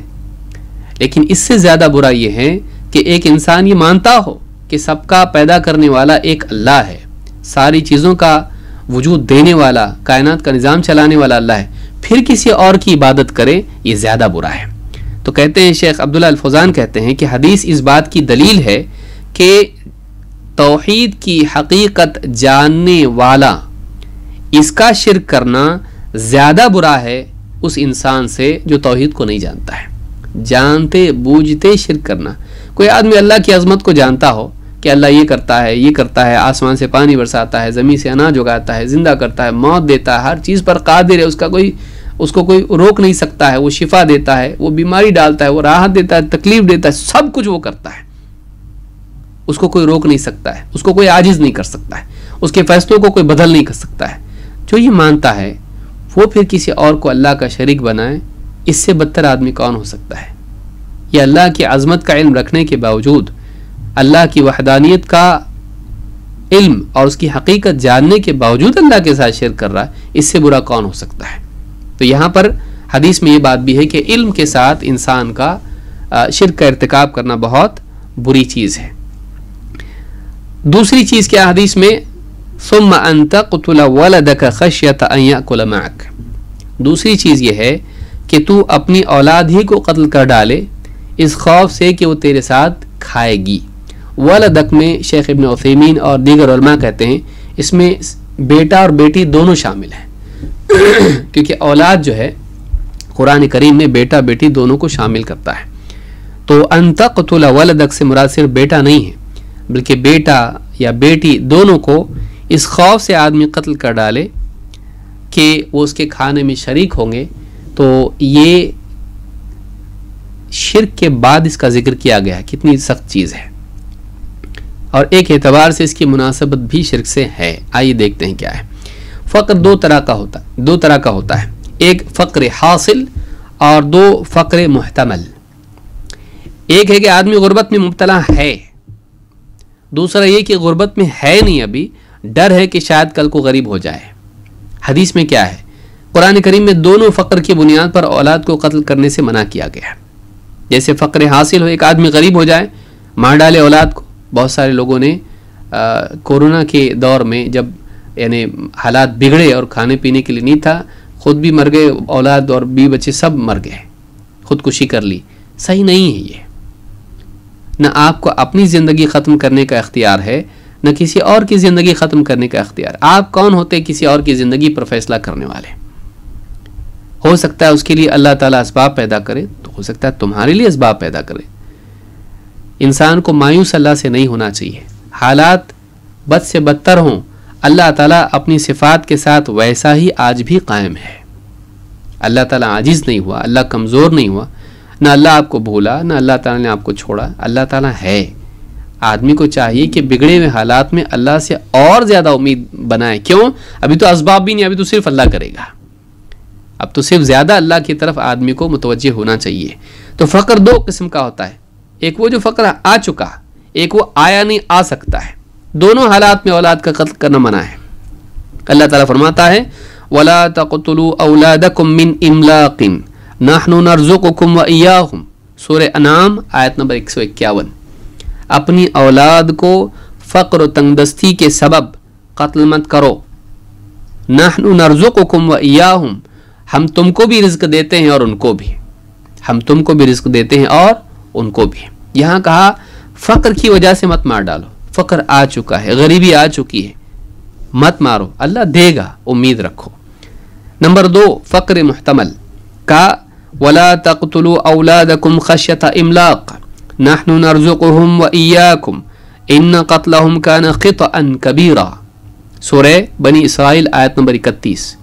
اللہ نے کہا کہ اپنی اولاد کو فقر کے یا تنگدستی کے خوف سے کہ ہو سکتا ہے ہم پر غربت آ جائے اولاد کی وجہ سے، مت قتل کرو.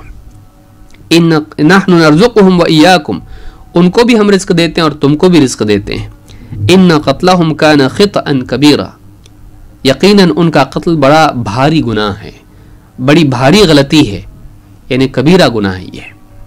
تو اللہ نے دونوں صورتوں میں اولاد کو قتل کرنے سے منع کیا کہ ایک آدمی دیکھے کہ بچے اتنے سارے حالات بگڑ رہے ہیں، مار ڈالے ان کو، نہیں. دوسری صورت یہ ہے کہ پیٹ میں ہی مار ڈالے، پیٹ میں ہی مار ڈالے کہ اولاد ہوگی، بیٹی ہوگی، خرچہ بہت ہوگا، پڑھاؤ لکھاؤ اس کو اور اس کا نکاح کر کے دو، دہیج بھی دو اس کو، اچھا سماج نہیں ہے، لہٰذا کام کرو ڈاکٹر صاحب ابارشن کر دو. تو ہو سکتا ہے کل کو تکلیف ہو سکتا ہے کل کو برے حالات مجھ پر آئیں، تنگ دستی آئیں، اس لیے آج ہی اولاد کو قتل کر ڈالے. یہ مستقبل کے خوف سے حال میں اولاد کو قتل کرنا، یہ بھی اللہ تعالیٰ نے کہا کہ یہ بہت بھاری گناہ ہے، یہ بہت بڑا گناہ ہے. تو یہ اللہ سے مایوسی ہے، جیسا کہ ہم آگے دیکھیں گے انشاءاللہ. وقت ہو گیا ہمارا نماز کا، یہاں ہو گیا ہے، تو تھوڑی دیر میں انشاءاللہ نماز سے فارغ ہو کر پھر بقیہ باتیں انشاءاللہ ہم مکمل کریں گے. اقول هذا واستغفر الله لي ولكم. وعلیکم السلام ورحمۃ اللہ وبرکاتہ.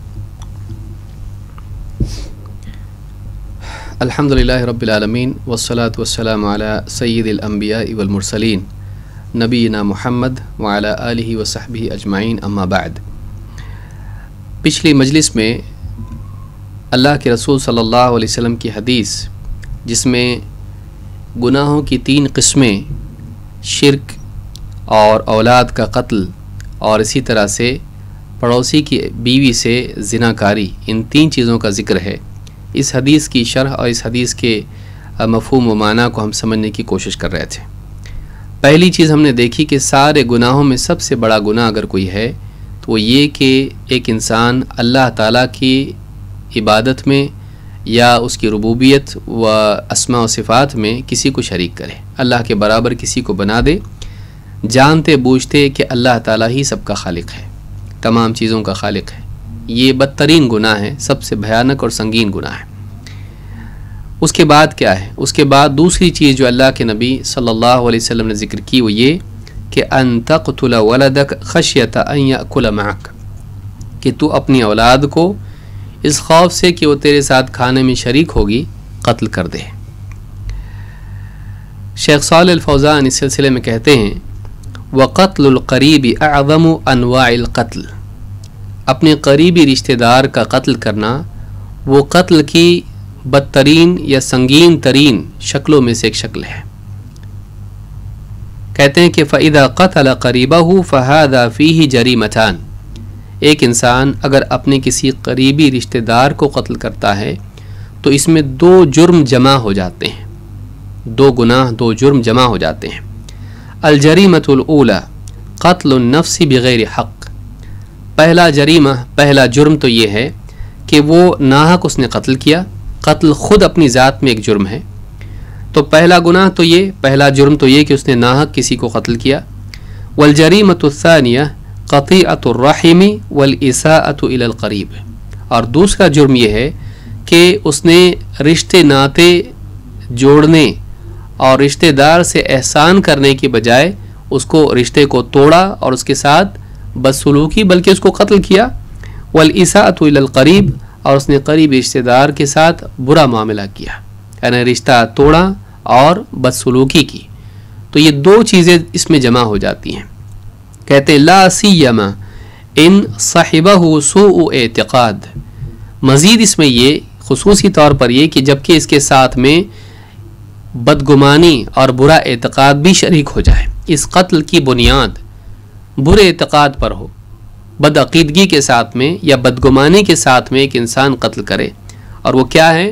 کہتے خشیت ان یطعم معک سوء اعتقاد باللہ عز وجل، اس ڈر سے اپنی اولاد کو قتل کرنا کہ اس کے ساتھ کھانے میں شریک ہو جائے گی، یہ اللہ کے ساتھ بدگمانی ہے. یعنی اللہ تعالیٰ میرا رزق تو دے رہا ہے، اس کا نہیں دے گا، اللہ تعالیٰ سے بدگمانی ہے کہ اللہ میرا رزق دینے پر قادر ہے، لیکن اللہ کے ہاں تنگی ہو جائے گی اس کو دینے میں، اور اس کو رزق نہیں ملے گا، مجھ کو مل رہا ہے. یعنی میرے رزق میں ہی اللہ نے اس کو حصے دار بنا دیا، اس کا رزق یہ اپنے ساتھ لے کر نہیں آیا.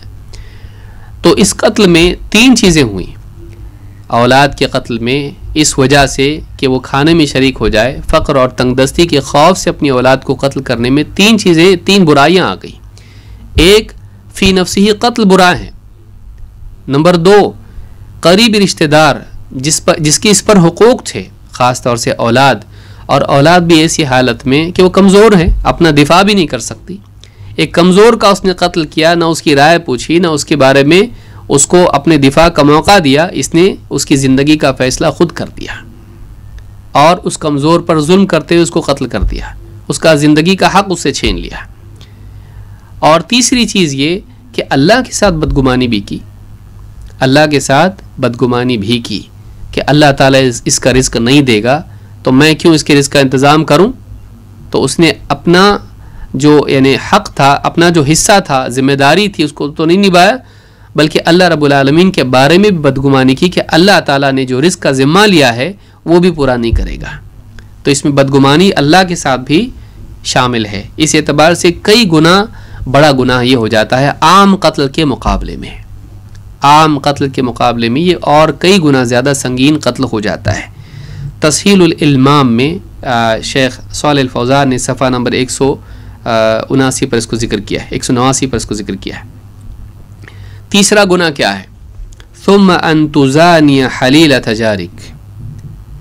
صحابی نے پوچھا اس کے بعد کون سا گناہ ہے جو سنگین ترین گناہ ہے، کبائر میں سے، بڑے گناہوں میں سے؟ کہا کہ ثم ان تزانی حلیلۃ جارک، پھر یہ گناہ کہ تو اپنے پڑوسی کی بیوی کے ساتھ میں بدکاری کرے، زنا کاری کرے. تو یہ تیسرا گناہ ہے جو بڑا سنگین ہے. امام النووی رحمۃ اللہ علیہ فرماتی ہیں حلیلۃ جارک کا کیا مطلب ہے؟ حلیلہ کس اعتبار سے؟ کہتے ہیں حلیلۃ جارک وہی زوجتہ، اپنے پڑوسی کی حلیلہ کے ساتھ میں، کہتے اس سے مراد اس کی بیوی ہے. کہتے سمیت بذالک لکونہا تحل لہ وقیل لکونہا تحل معہ. حل یحل یا حل یحل دونوں اعتبار سے لفظ آتا ہے. کہتے حلیلہ دونوں اعتبار سے بھی ہو سکتا ہے. ایک اس اعتبار سے کہ وہ اس کے پڑوسی کے لیے اس کی بیوی حلال تھی، اس اعتبار سے حلیلہ اس کو کہا گیا. اس کی بیوی ہے، اس کے ساتھ وہ جنسی تعلقات وغیرہ قائم کر سکتا تھا، تو اس اعتبار سے اس کے لیے وہ حلیلہ ہے، اس کے لیے حلال تھی. یا حل یحل کے معنی میں ہے، یحل کا مطلب ہوتا ہے اس کے ساتھ میں وہ قرار پکڑے، کسی جگہ رہے، سکونت اختیار کرے، پڑاؤ ڈالے، منزل کہیں اختیار کرے، اس کے ساتھ میں رہے. تو اس رہائش کے اعتبار سے بھی اس کو حلیلہ کہا جاتا کہ شوہر کے ساتھ رہتی تھی وہ، کہ اس کے ساتھ اس کی یعنی سکونت تھی، اس کے ساتھ رہائش اس کی تھی. تو چونکہ بیوی شوہر کے ساتھ ہی رہتی ہے، بلکہ یعنی قربت کے اعتبار سے یعنی بستر کے اعتبار سے بھی قربت ہوتی ہے، تو اس معنی میں بھی علماء نے اس کو ذکر کیا ہے کہ ایک ساتھ دونوں کا قرب اتنا زیادہ تھا کہ ایک ساتھ رہتے تھے. تو حلیلۃ جارک کے یہ معنی علماء نے ذکر کیے. تو بیوی، پڑوسی کی بیوی کے ساتھ بدکاری کرنا زنا کی بدترین قسم ہے. کیوں یہ اتنا زیادہ برا ہے، کیوں اتنا زیادہ سنگین ہے؟ شیخ عبداللہ الفوزان کہتے ہیں فیہ قبح الزنا وشناعتہ، کہتے ہیں اس حدیث میں زنا کی یعنی قباحت اور اس کی شناعت ہے. زنا کتنا برا گناہ ہے، کتنا گھٹیا عمل ہے، اس حدیث میں یہ بتایا گیا ہے. کہتے ہیں وَيَعْظُمُ إِثْمُهُ إِذَا كَانَتِ الْمَزْنِيُّ بِهَا امرأة الجار. کہتے ہیں زنا کی برائی اور اس کا گناہ اور بھی زیادہ بڑھ جاتا ہے جب جس سے زنا کیا جا رہا ہے وہ پڑوسی کی بیوی ہو. کسی اجنبیہ سے زنا کرے، برا ہے، گناہ ہے، سخت گناہ ہے، لیکن اس سے زیادہ بڑا گناہ یہ ہے کہ زنا جس سے کیا جا رہا ہے وہ پڑوسی کی بیوی ہے. کیوں؟ لِأَنَّهُ زِنَا وَلِأَنَّهُ خِيَانَةٌ لِلْجَارِ. کہتے ہیں ایک تو اس لیے برا ہے کہ وہ زنا ہے، زنا گناہ ہے، برا ہے، لیکن مزید اس لیے برا ہے کہ وہ اپنے پڑوسی کے ساتھ میں خیانت ہے. اپنے پڑوسی کے ساتھ میں کیا ہے؟ اس کی امانت میں خیانت ہے. فَإِنَّ الْجَارَ يَتَوَقَّعُ مِنْ جَارِهِ حِفْظَهُ وَالذَّبَّ عَنْهُ وَعَنْ حَرِيمِهِ. اس لیے کہ پڑوسی امید رکھتا ہے کہ میرا پڑوسی جو ہے، ایک انسان امید رکھتا ہے کہ میرا پڑوسی کیا کرے گا؟ میری یعنی حفاظت کرے گا، اور کوئی پریشانی مجھ پر آئے تو میرا دفاع کرے گا، اور میری غیر موجودگی میں میرے گھر والوں کی حفاظت کرے گا. کچھ بھی ہو جائے گھر میں تو کون رہتا ہے؟ پڑوسی. رشتہ دار بعد میں آتے ہیں، پڑوسی پہلے آتا ہے. گھر میں کوئی حادثہ ہو جائے، کسی کی موت ہو گئی، کہ ایکسیڈنٹ کچھ ہو گیا گھر کے اندر، کچھ کسی کو مطلب شوق لگ گیا، کسی کو کچھ گیس کا مسئلہ ہو گیا، سلنڈر وغیرہ کا، کچھ بھی ہو گیا، بڑے چھوٹے کسی کے بھی لیے مسئلہ گھر میں پیدا ہوا، شور شرابہ گھر میں ہوگا، کون پہلے دوڑ کے آتا ہے؟ رشتہ دار کو فون کرنا پڑتا ہے، پہلے پڑوسی آتے ہیں. ایک انسان اس بات کی امید رکھتا ہے کہ اگر وہ جاب پہ گیا ہے، سفر میں گیا ہے، تو اس کے پڑوسی اس کے گھر والوں کے لیے محافظ بن جائیں گے، اس کے لیے بدل بنیں گے. ان سے وہ حسن ظن رکھتا ہے، اس کے تعلقات ہوتے، بھائی میں جا رہا ہوں ذرا دیکھو، دھیان دو گھر پہ. ان سے امید رکھتا ہے کہ وہ میری امانت کی حفاظت کریں گے، اور وہ ان کے لیے دیکھ بھال کریں گے. کوئی پریشانی آتی تو یہ پہلے بڑھ کے اس کو دور کریں گے. جس کو سونپا گیا ہے وہی خیانت کرے، کتنا مسئلہ برا ہے. کہ جس سے امید تھی کہ یہ حفاظت کرے گا دشمنوں سے، وہی دشمن بن گیا. اس سے بدتر اور کیا ہو سکتا ہے انسان کے لیے؟ کہا کہ فَإِنَّ الْجَارَ يَتَوَقَّعُ مِنْ جَارِهِ حِفْظَهُ وَالذَّبَّ عَنْهُ وَعَنْ حَرِيمِهِ فَإِذَا قَابَلَ هَذَا بِالزِّنَا بِزَوْجَتِهِ كَانَ مِنْ أَقْبَحِ الْقَبَائِحِ وَأَعْظَمِ صُوَرِ الْخِيَانَةِ. کہا کہ جب اس حسن ظن کے جواب میں وہ اس کے ساتھ خیانت کر بیٹھے، وہ تو اچھی امید لگائے ہوئے مجھ سے، وہ تو میرے بارے میں یہ سوچتا ہے کہ میں نہیں رہا، کچھ مسئلہ رہا تو یہ حفاظت کرے گا میری بیوی کی، میرے بچوں کی. لیکن وہی جس سے حفاظت کی امید تھی، اس نے اس کے جواب میں حفاظت کی بجائے اس نے اس کی عزت کو خراب کیا، اس کی آبرو کو پامال کیا. اس سے زیادہ بری چیز کیا ہو سکتی ہے؟ اس سے زیادہ بڑی خیانت کیا ہو سکتی ہے؟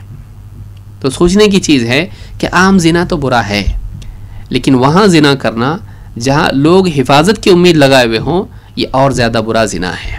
اس لیے یہاں پر حلیلۃ جارہ کا ذکر یہاں پر کیا. تو منحۃ العلام میں شیخ عبداللہ الفوزان نے بات کہی ہے. یہاں جو لفظ حدیث میں آیا ہے ان تزانی حلیلۃ جارک کہا گیا کہ تو زنا کرے. تزانی جو ہوتا ہے وہ دو طرفہ ہوتا ہے، کہ تو زنا کاری کرے، یہاں سے بھی زنا ہے، وہاں سے بھی زنا ہے، دو طرح سے عمل ہو رہا ہے. یعنی بیوی کو بھی مائل کرے اپنی طرف پڑوسی کی، وہ بھی مائل ہو اور یہ بھی اس کی طرف مائل ہو. اس طرح سے دو طرفہ عمل ہے، یعنی بیوی کی رضا کے ساتھ میں زنا کاری ہے. یہاں پر ان تزانی حلیلۃ جارک. الشیخ عبداللہ الفوزان کہتے ہیں وفی قولہ ان تزانی دلیل علی انہا اذا لم تطاوعہ فالذنب اعظم. کہتے ہیں کہ سب سے بھیانک چیز یہ ہے کہ دونوں طرف سے زنا کاری کا تعلق ہو یا دونوں طرف سے زنا کاری کی چاہت ہو. کہتے ہیں اس سے بڑھ کے یہ ہے کہ وہ نہ چاہتی ہے اور یہ زبردستی اس کے ساتھ بدکاری کرے. وہ اپنی حفاظت کیے ہوئے اپنی عزت کی، لیکن یہ جرم اور ظلم کے طور پر اس کے ساتھ بدکاری کرے. اس سے بھی زیادہ سنگین یہ چیز ہے. تو آپ دیکھیں گے کہ بعض علاقوں میں یہ چیز ہوتی ہے، بے پردگی اس کی بنیاد یہاں سے شروع ہوتی ہے. بے پردگی، سوشل میڈیا، بے پردگی، یہ بہت سارے اسباب ہیں، اس کی وجہ سے یہ چیز آسان ہوتی ہے. پردہ بہت حد تک اس کو کم کر دیتا ہے، کیونکہ جب بے پردگی ہوگی، دیکھا اب اس فلاں کی بیوی ہے، خوبصورت ہے، اب پڑوسی روزانہ دیکھتا ہے کہ یہ خوبصورت ہے، اس کے دل میں چاہت پیدا ہوگی. پھر روزانہ ملاقاتیں ہو رہی ہیں، پھر میڈیا کے ذریعے سے، سوشل میڈیا کے ذریعے سے ایک دوسرے سے تعلقات بھی ہیں. گروپ میں سارے لوگ رشتہ دار، پوری کالونی کے لوگ شریک ہیں، آپس میں ایک دوسرے کو میسج بھیجتے ہیں، گروپ میں بھی بھیجتے ہیں، اب پرسنل بھی بھیجنے لگے. اس کے بھی دل میں بات آئی، اس کے بھی دل میں بات آئی، یہ سفر میں چلا گیا ہے، اب دونوں کی آپس میں بات ہو رہی، کچھ رہا تو بتانا بھابھی، اچھی بات ہے.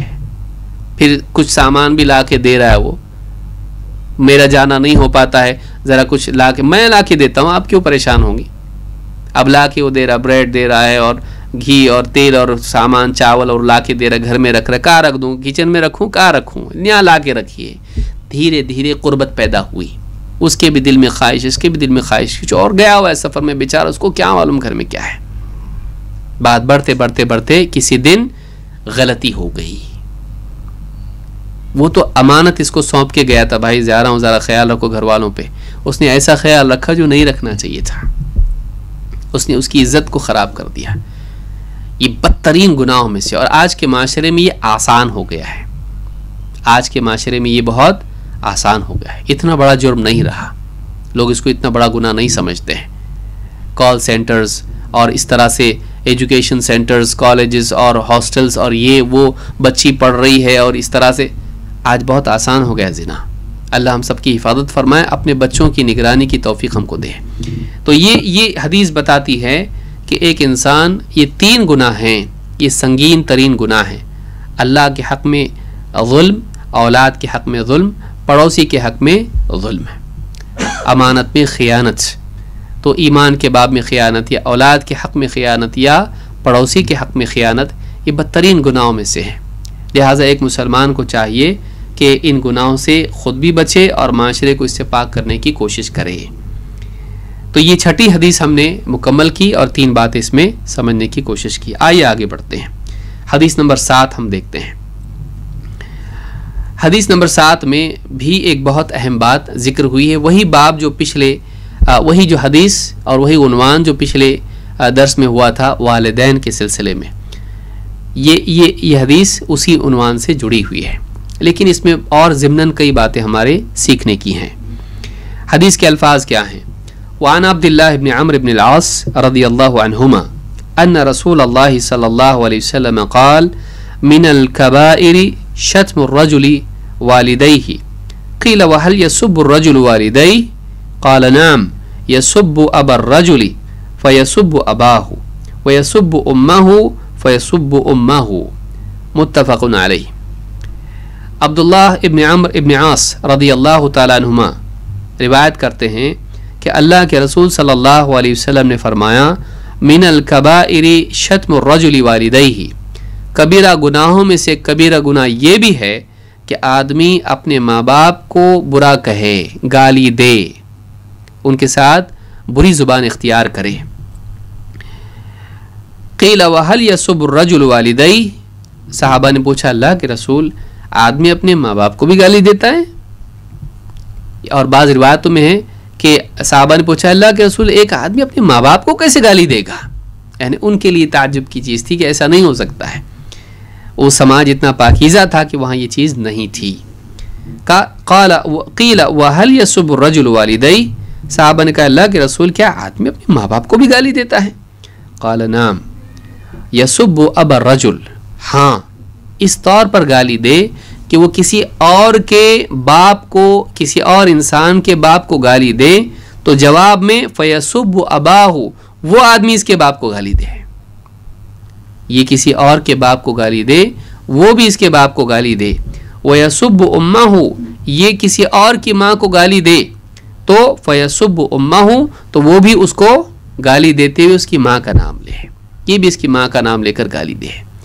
متفق علیہ، اس کو بخاری اور مسلم دونوں نے روایت کیا ہے. اس حدیث میں کئی باتیں سیکھنے کی. سب سے پہلے دیکھیے یہاں پر 2 لفظ حدیث میں آئے ہیں کہ شتم الرجل والدیہ، شتم کا لفظ یہاں پر آیا ہے.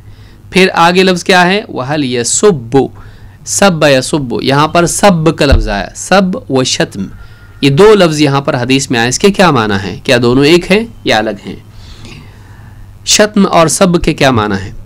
الجرجانی کہتے ہیں الشتم وصف الغیر بما فیہ نقص وازدراء، کہتے ہیں کہ شتم کا مطلب یہ ہوتا ہے کہ انسان کسی اور میں کوئی نقص ہے تو اس نقص کو ابھار کے بیان کرے اور اس کی تحقیر کرے، کسی کے عیب کو اجاگر کر کے اس کو حقیر ثابت کرنا، یہ کیا ہے؟ شتم ہے.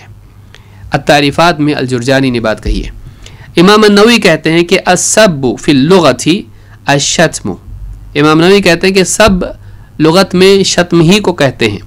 وَالتَّكَلُّمُ فِي عِرْضِ الْإِنسَانِ بِمَا يَعِيبُهُ، اور کسی انسان کی عزت کے بارے میں ایسی بات کرنا جس سے اس میں عیب پیدا ہو جائے، جس میں اس کو عیب دکھایا جائے، کسی کے عیب کو اجاگر کیا جائے. کبھی ہو سکتا ہے، کبھی نہیں بھی ہو سکتا ہے. تو کسی کو عیب دار ثابت کیا جائے، ایسی بات کسی کی عزت کے بارے میں کی جائے تو اس کو کیا کہتے ہیں؟ السب. تو قریباً دونوں کے ایک ہی معنی ہے، لیکن بعض علماء جیسے ابو ہلال العسکری کہتے ہیں اپنی کتاب الفروق اللغویہ میں، کہتے ہیں کہ والسب هو الاطناب فی الشتم والاطالۃ فیہ. کہتے سب یہ ہے کہ کسی کے شتم میں کیا کیا جائے؟ توسع اور اطالت کی جائے، یعنی زیادہ بولتا ہی چلا جائے آدمی کسی کی بے عزتی میں، اس کو سب کہتے ہیں. شتم تھوڑا بول کے چپ ہو گیا تو بھی شتم ہو گیا، ایک ہی بات بول دی تب بھی وہ شتم ہو گیا. لیکن سب کب ہوتا ہے؟ وہ سباب کب ہوتا ہے؟ وہ جب ایک انسان زیادہ بولتا چلا جائے کسی کی عزت خراب کرنے میں، اس کو کہتے ہیں السب. اس اعتبار سے سب شتم سے بڑھ کے ہوتا ہے، جس میں اطالت ہوتی ہے، توسع اس میں ہوتا ہے، اطناب اس میں ہوتا ہے، حد سے پار کرنا اس میں ہوتا ہے. تو یہ دونوں معنی علماء نے ذکر کیے ہیں. ماں باپ کو سب و شتم کی حرمت اس حدیث سے معلوم ہوتی ہے، کیونکہ اس کو نہ صرف گناہ قرار دیا گیا بلکہ اس کو کبیرہ گناہوں میں شمار کیا گیا، جس سے معلوم ہوتا ہے کہ گناہوں میں بعض چھوٹے ہوتے ہیں تو بعض بڑے بھی ہوتے ہیں، اور بڑے گناہوں میں بھی، اور ان میں بڑے سب سے بڑے ہوتے ہیں، جیسے ہم نے دیکھا کہ شرک ہے، پھر قتل ہے، پھر زنا ہے. اس اعتبار سے کبیرہ گناہوں میں بھی مراتب ہوتے ہیں. شیخ عبداللہ البسام کہتے ہیں توضیح الاحکام میں، فقد قال تعالی فلا تقل لهما اف ولا تنهرهما. اللہ تعالیٰ نے حکم دے دیا ہے. کیا حکم دیا ہے؟ اللہ نے فرمایا ہے کہ ماں باپ کے ساتھ ان سے اف تک مت کہنا اور ان کو جھڑکنا مت. کہتے اذ علمنا ان شتمهما من اعظم المنکرات. بس ہم کو معلوم ہو گیا کہ ماں باپ کو گالی دینا یہ منکرات میں سے بدترین منکرات میں سے ہے، سنگین اور بھاری اور بڑے منکرات میں سے ہے. یہ اللہ نے تو کہا کہ ان کو اف تک مت بولنا. اف سے بڑھ کے کہ گالی دے آدمی.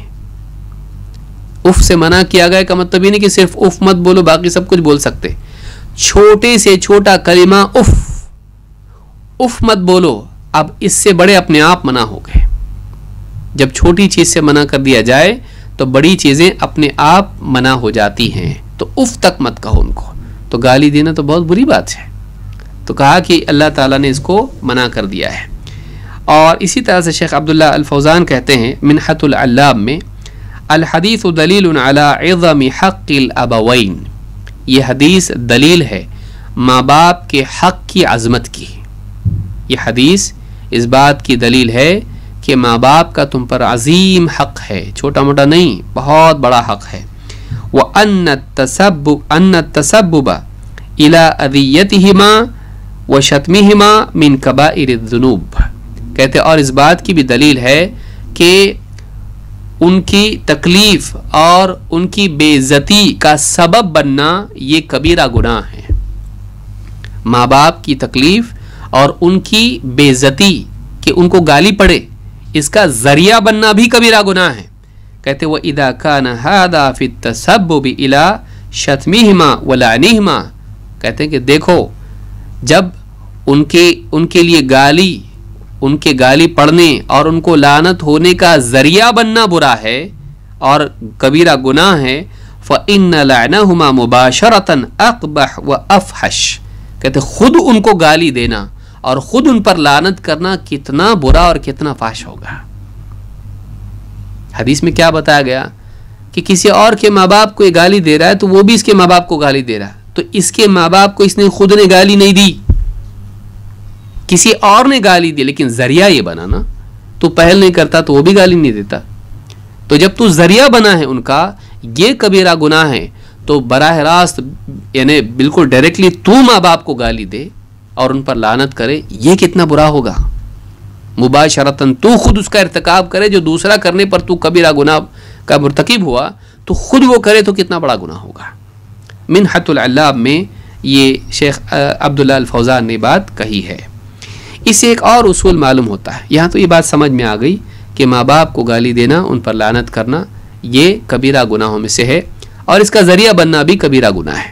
اس سے بڑا یہ ہے کہ خود وہ کام کرے. مزید یہ ہے کہ اس میں ایک اور اصول معلوم ہوتا ہے سد ذریعہ کا، کہ کسی برائی کا ذریعہ بننا بھی برائی ہے، چاہے خود سے وہ برائی نہ کرے. اپنے ماں باپ کو اس نے گالی دی نہیں، کسی اور کے ماں باپ کو گالی دی، لیکن رزلٹ کیا نکلا؟ گالی لوٹ کے اس کے ماں باپ پہ آئی، تو گویا کہ یہ وہ کام کرنے والا ہو گیا، کیونکہ ذریعہ وہی بنا. اسی لیے ابن حجر رحمہ اللہ فرماتے ہیں قال ابن بطال هذا الحديث اصل في سد الذرائع. کہتے ہیں کہ ابن بطال اہل علم میں سے گزرے ہیں، کہتے ہیں ابن بطال کہتے ہیں اس حدیث کی شرح میں کہ یہ حدیث اصل ہے، ایک اصول ہے سد ذریعہ کے باب میں. یہ حدیث سد ذریعہ کی دلیل اور اس اصول کی اصل ہے. وَيُؤْخَذُ مِنْهُ، کیا ذریعہ سد ذریعہ کا اصول اور قاعدہ کیا ہے؟ کہتے ہیں وَيُؤْخَذُ مِنْهُ أَنَّ مَنْ آلَ فِعْلُهُ إِلَى مُحَرَّمٍ يَحْرُمُ عَلَيْهِ ذَلِكَ الْفِعْلِ. کہتے ہیں کہ کسی انسان کے کسی عمل کا انجام اگر حرام ہو، وہ عمل اس کو حرام تک لے جاتا ہو، تو وہ فعل اور وہ عمل خود حرام ہو جاتا ہے. وَإِن لَّمْ يَقْصِدْ إِلَى مَا يَحْرُمُ، چاہے عمل کرنے والے کی نیت حرام کی نہ ہو. اگر کوئی آدمی ایسا کوئی کام کرے جس کے نتیجے میں حرام وجود میں آئے یقینی طور پر، تو ایسا عمل خود بھی حرام ہو جاتا ہے، چاہے اس کی نیت اس کی نہ ہو. کوئی عمل حرام تک لے جائے یقینی طور پر، اس کا ذریعہ بنتا ہو یقینی طور پر یا غالب طور پر، تو وہ عمل خود حرام ہو جاتا ہے، چاہے فی نفسی ہی اس کی نیت عمل کرنے والے کی اس حرام کی نہ ہو، لیکن ذریعہ تو بن رہا نا. تو اس کی نیت تھی کہ اپنے ماں باپ کو گالی دینے کی نہیں تھی، کسی اور کے ماں باپ کو گالی دینے کی نیت تھی، لیکن نتیجہ کیا ہوا؟ اپنے ماں باپ کو گالی پڑ گئی. تو کیا یہ گناہ گار ہوا کہ نہیں ہوا؟ ہوا. نیت تھی کہ نہیں تھی؟ نہیں تھی، لیکن ذریعہ بنا نا، تو ذریعہ بننے کی وجہ سے اس کا وہ عمل کبیرہ گناہ قرار پایا، حالانکہ اس میں نیت نہیں تھی اس کی.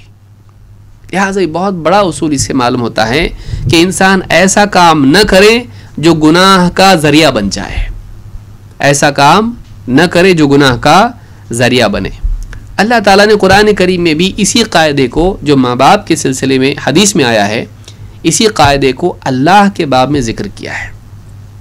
کیا فرمایا اللہ تعالیٰ نے؟ اللہ نے فرمایا وَلَا تَسُبُّ الَّذِينَ يَدْعُونَ مِن دُونِ اللَّهِ فَيَسُبُّ اللَّهَ عَدْوًا بِغَيْرِ عِلْمٍ. وَلَا تَسُبُّ الَّذِينَ يَدْعُونَ مِن دُونِ اللَّهِ، اللہ کے سوا لوگ جن بتوں کو، جن معبودوں کو پکارتے ہیں، انہیں گالی مت دو. کہیں ایسا نہ ہو کہ نتیجے میں وہ لوگ دشمنی میں، ضد میں آ کر اللہ کو بھی جہالت میں گالی دینے لگے ہیں. اللہ کے سوا جو لوگ دوسروں کو پکارتے ہیں، دعائیں ان سے کرتے ہیں، انہیں بطور معبود پکارتے ہیں، ان کو برا مت کہو. برا اس اعتبار سے کہ ان کی بالکل تحقیر ہو اور اس طرح سے ان کو ذلیل کرنے جیسے الفاظ میں ان کو برا مت کہو، گالی مت دو ان کو، جیسا کہ ہم سب کی اور شتم کی تعریف دیکھ چکے ہیں. ان کے سامنے ان کو برا مت کہو. کیوں؟ غصے میں آ کے، ضد میں آ کے، جہالت میں آ کے وہ کیا کریں گے کہ ہم تو ان کو مانتے، ان کو تم برا بول رہے نا، ٹھیک ہے ہم اللہ کو برا بولیں گے. تم اللہ کو مانتے نا، ہم اللہ کو گالی دیں گے، نعوذ باللہ. تو اللہ کو گالی کا ذریعہ کون بنا؟ تو نے کیا کیا؟ بتوں کو ایسی طور پر برا کہا کہ سامنے والے نے اللہ کو برا بولنا شروع کر دیا. اگر اس طرح کا امکان ہو کہ نتیجے میں غالب گمان ہو کہ اگر ہم نے اس کے بتوں کو، اس کے معبود کو برا کہا تو وہ اللہ کو بھی برا کہے گا، اس کا امکان اگر ہے تو اس کو برا بولنا بھی ممنوع ہو جاتا ہے. تو یہاں پر اس کے ضمن میں اہل علم کیا کہتے ہیں؟ شیخ صالح الفوزان نے تفصیل سے اس کو سمجھایا. کہتے ہیں سب الاصنام ھذا واجب، سب الاصنام ھذا واجب لانه من انکار المنکر. بھائی بتوں کو ہم کیا کریں گے؟ تعریف کریں گے ماشاءاللہ کتنا اچھا بت ہے، لوگ اس کی عبادت کرتے ہیں؟ نہیں، بتوں کو برا کہنا، ان کو سب کرنا، ان کے عیوب کو اجاگر کرنا، ان کی تحقیر کرنا واجب ہے. ہم بتوں کا اکرام نہیں کرتے ہیں، ہم بتوں کی تعریف اور اس کی توصیف اور اس کی جو ہے تکریم نہیں کرتے ہیں. ہم نہیں مانتے اللہ کے سوا کوئی معبود ہے, کسی کا استحقاق نہیں اللہ کے سوا عبادت کا. ہم تو برائی کہتے ہیں, لیکن اور کہتے ہیں کہ یہ انکار منکر میں سے ہے. برا کو برا نہیں بولیں گے تو کیا کہیں گے؟ کوئی چیز بری ہے, چاہے وہ عقیدے کے باب سے ہو یا اخلاق کے باب سے ہو, بری چیز تو بری ہے, اس کو برائی کہنا ہے, وہ انکار منکر میں شامل ہے. غلط نہیں بتوں کو برا بولنا, لیکن ولكن اذا ترتب على هذا الانکار منکر اعظم, لیکن اگر اس انکار کے نتیجے میں بتوں کو برے بولنے یا بتوں کے عیوب کو اجاگر کرنے میں اگر اس سے بڑا منکر وجود میں آتا ہے تو کہتے ہیں وَهُوَ أَنَّهُمْ يُقَابِلُونَ ذَلِكَ بِسَبِّ اللَّهِ عَزَّ وَجَلَّ, کہ ان بتوں کو ماننے والے جوابی طور پر کہ تم نے ہمارے بتوں کو برا بولے نا, ٹھیک ہے ہم تمہارے اللہ کو دیکھو اب کیا بولتے ہیں, وہ اللہ کو گالی دینے والے بن جائیں جواب میں, تو کہتے ہیں فَإِنَّ الْإِنسَانَ يَمْتَنِعُ, کہتے ہیں ایسی صورت میں انسان کو چاہیے کہ وہ اس مجلس میں ان لوگوں کے سامنے اس موقع پر بتوں کو برا بولنے سے رک جائے. کیوں؟ اس کو غالب گمان ہے کہ اللہ کو بھی برا بولیں گے. کہتے ہیں احترام للہ عز وجل لا من اجل احترام الاصنام, اس کو یاد رکھیں. ایسا جو یہ بتوں کو برا نہیں بولے گا یہ اللہ کے احترام کی وجہ سے نہیں بولے گا, بتوں کے احترام کی وجہ سے نہیں.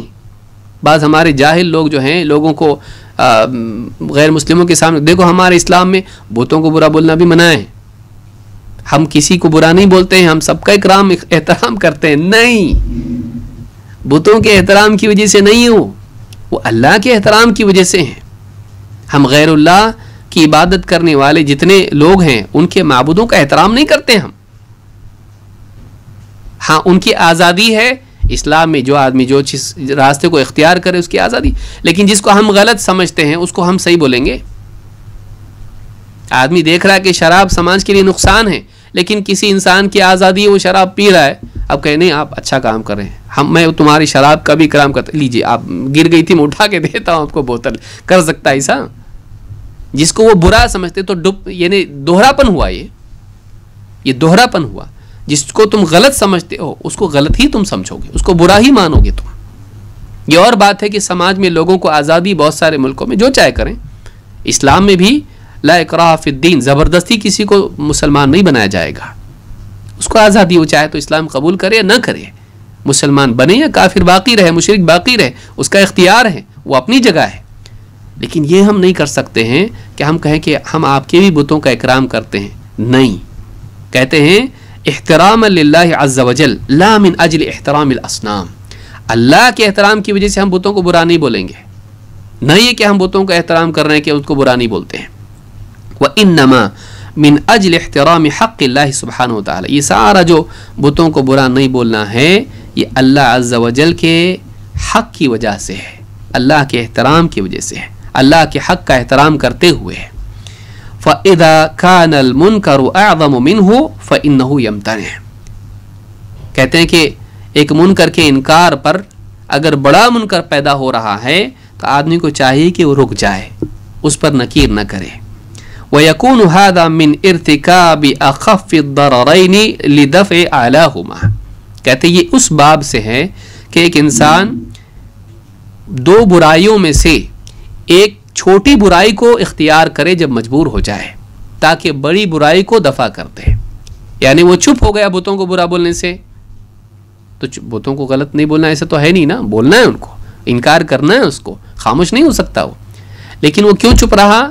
چھوٹی چیز کو اس نے اپنا لیا, ٹھیک ہے میں نہیں بولتا ہوں, غلط کو غلط نہیں بول رہا ہوں. اخف الضررین, اگرچہ یہ بھی غلط تھا لیکن اس پر رک گیا. کیوں؟ اس لیے کہ اس کے نتیجے میں ایک بڑی برائی پیدا ہو رہی, وہ یہ کہ لوگ اللہ کو برا بولنے لگیں گے. وہ زیادہ بڑا برا ہے. بتوں کو برا نہ بولنا برا ہے, لیکن اللہ کو برا بولنا زیادہ بڑا برا ہے. لہذا آدمی نے چھوٹے کو اپنایا تاکہ بڑی برائی جنم نہ لے. وَيَكُونُ هَذَا مِنْ قَاعِدَةِ سَدِّ الذَّرَائِعِ الَّتِي تُفْضِي إِلَى الْحَرَامِ, کہتے یہ سد ذرائع کے قاعدے کے تحت ہے کہ ایک چیز جب حرام کی طرف لے جائے تو اس سے رکنا چاہیے. فَلَا يَجُوزُ لَكَ أن تسب والديك أو تشتم والديك مباشرة ولا أن تتسبب في ذلك, کہتے ہیں اس اعتبار سے پوری حدیث کو سمجھنے کے لیے ضروری ہے، اور نتیجہ یہ نکلا تمہارے لیے جائز نہیں کہ تم اپنے ماں باپ کو خود گالی دو، انہیں شتم کرو خود سے براہ راست مباشرتاً، یا پھر تم ذریعہ بنو ان کی گالی کا. نہ خود تم کو گالی دینا ہے، نہ ذریعہ بننا ہے کہ کوئی اور تم ان کو گالی دے. تو یہ بات جو ہے تسہیل الالمام میں شیخ صالح الفوزان نے کہی ہے. میں سمجھتا ہوں وقت ہو گیا ہے، اور جو بقیہ باتیں انشاءاللہ ہم وہ اگلے درس میں دیکھیں گے. اقول ھذا واستغفر اللہ لی ولکم.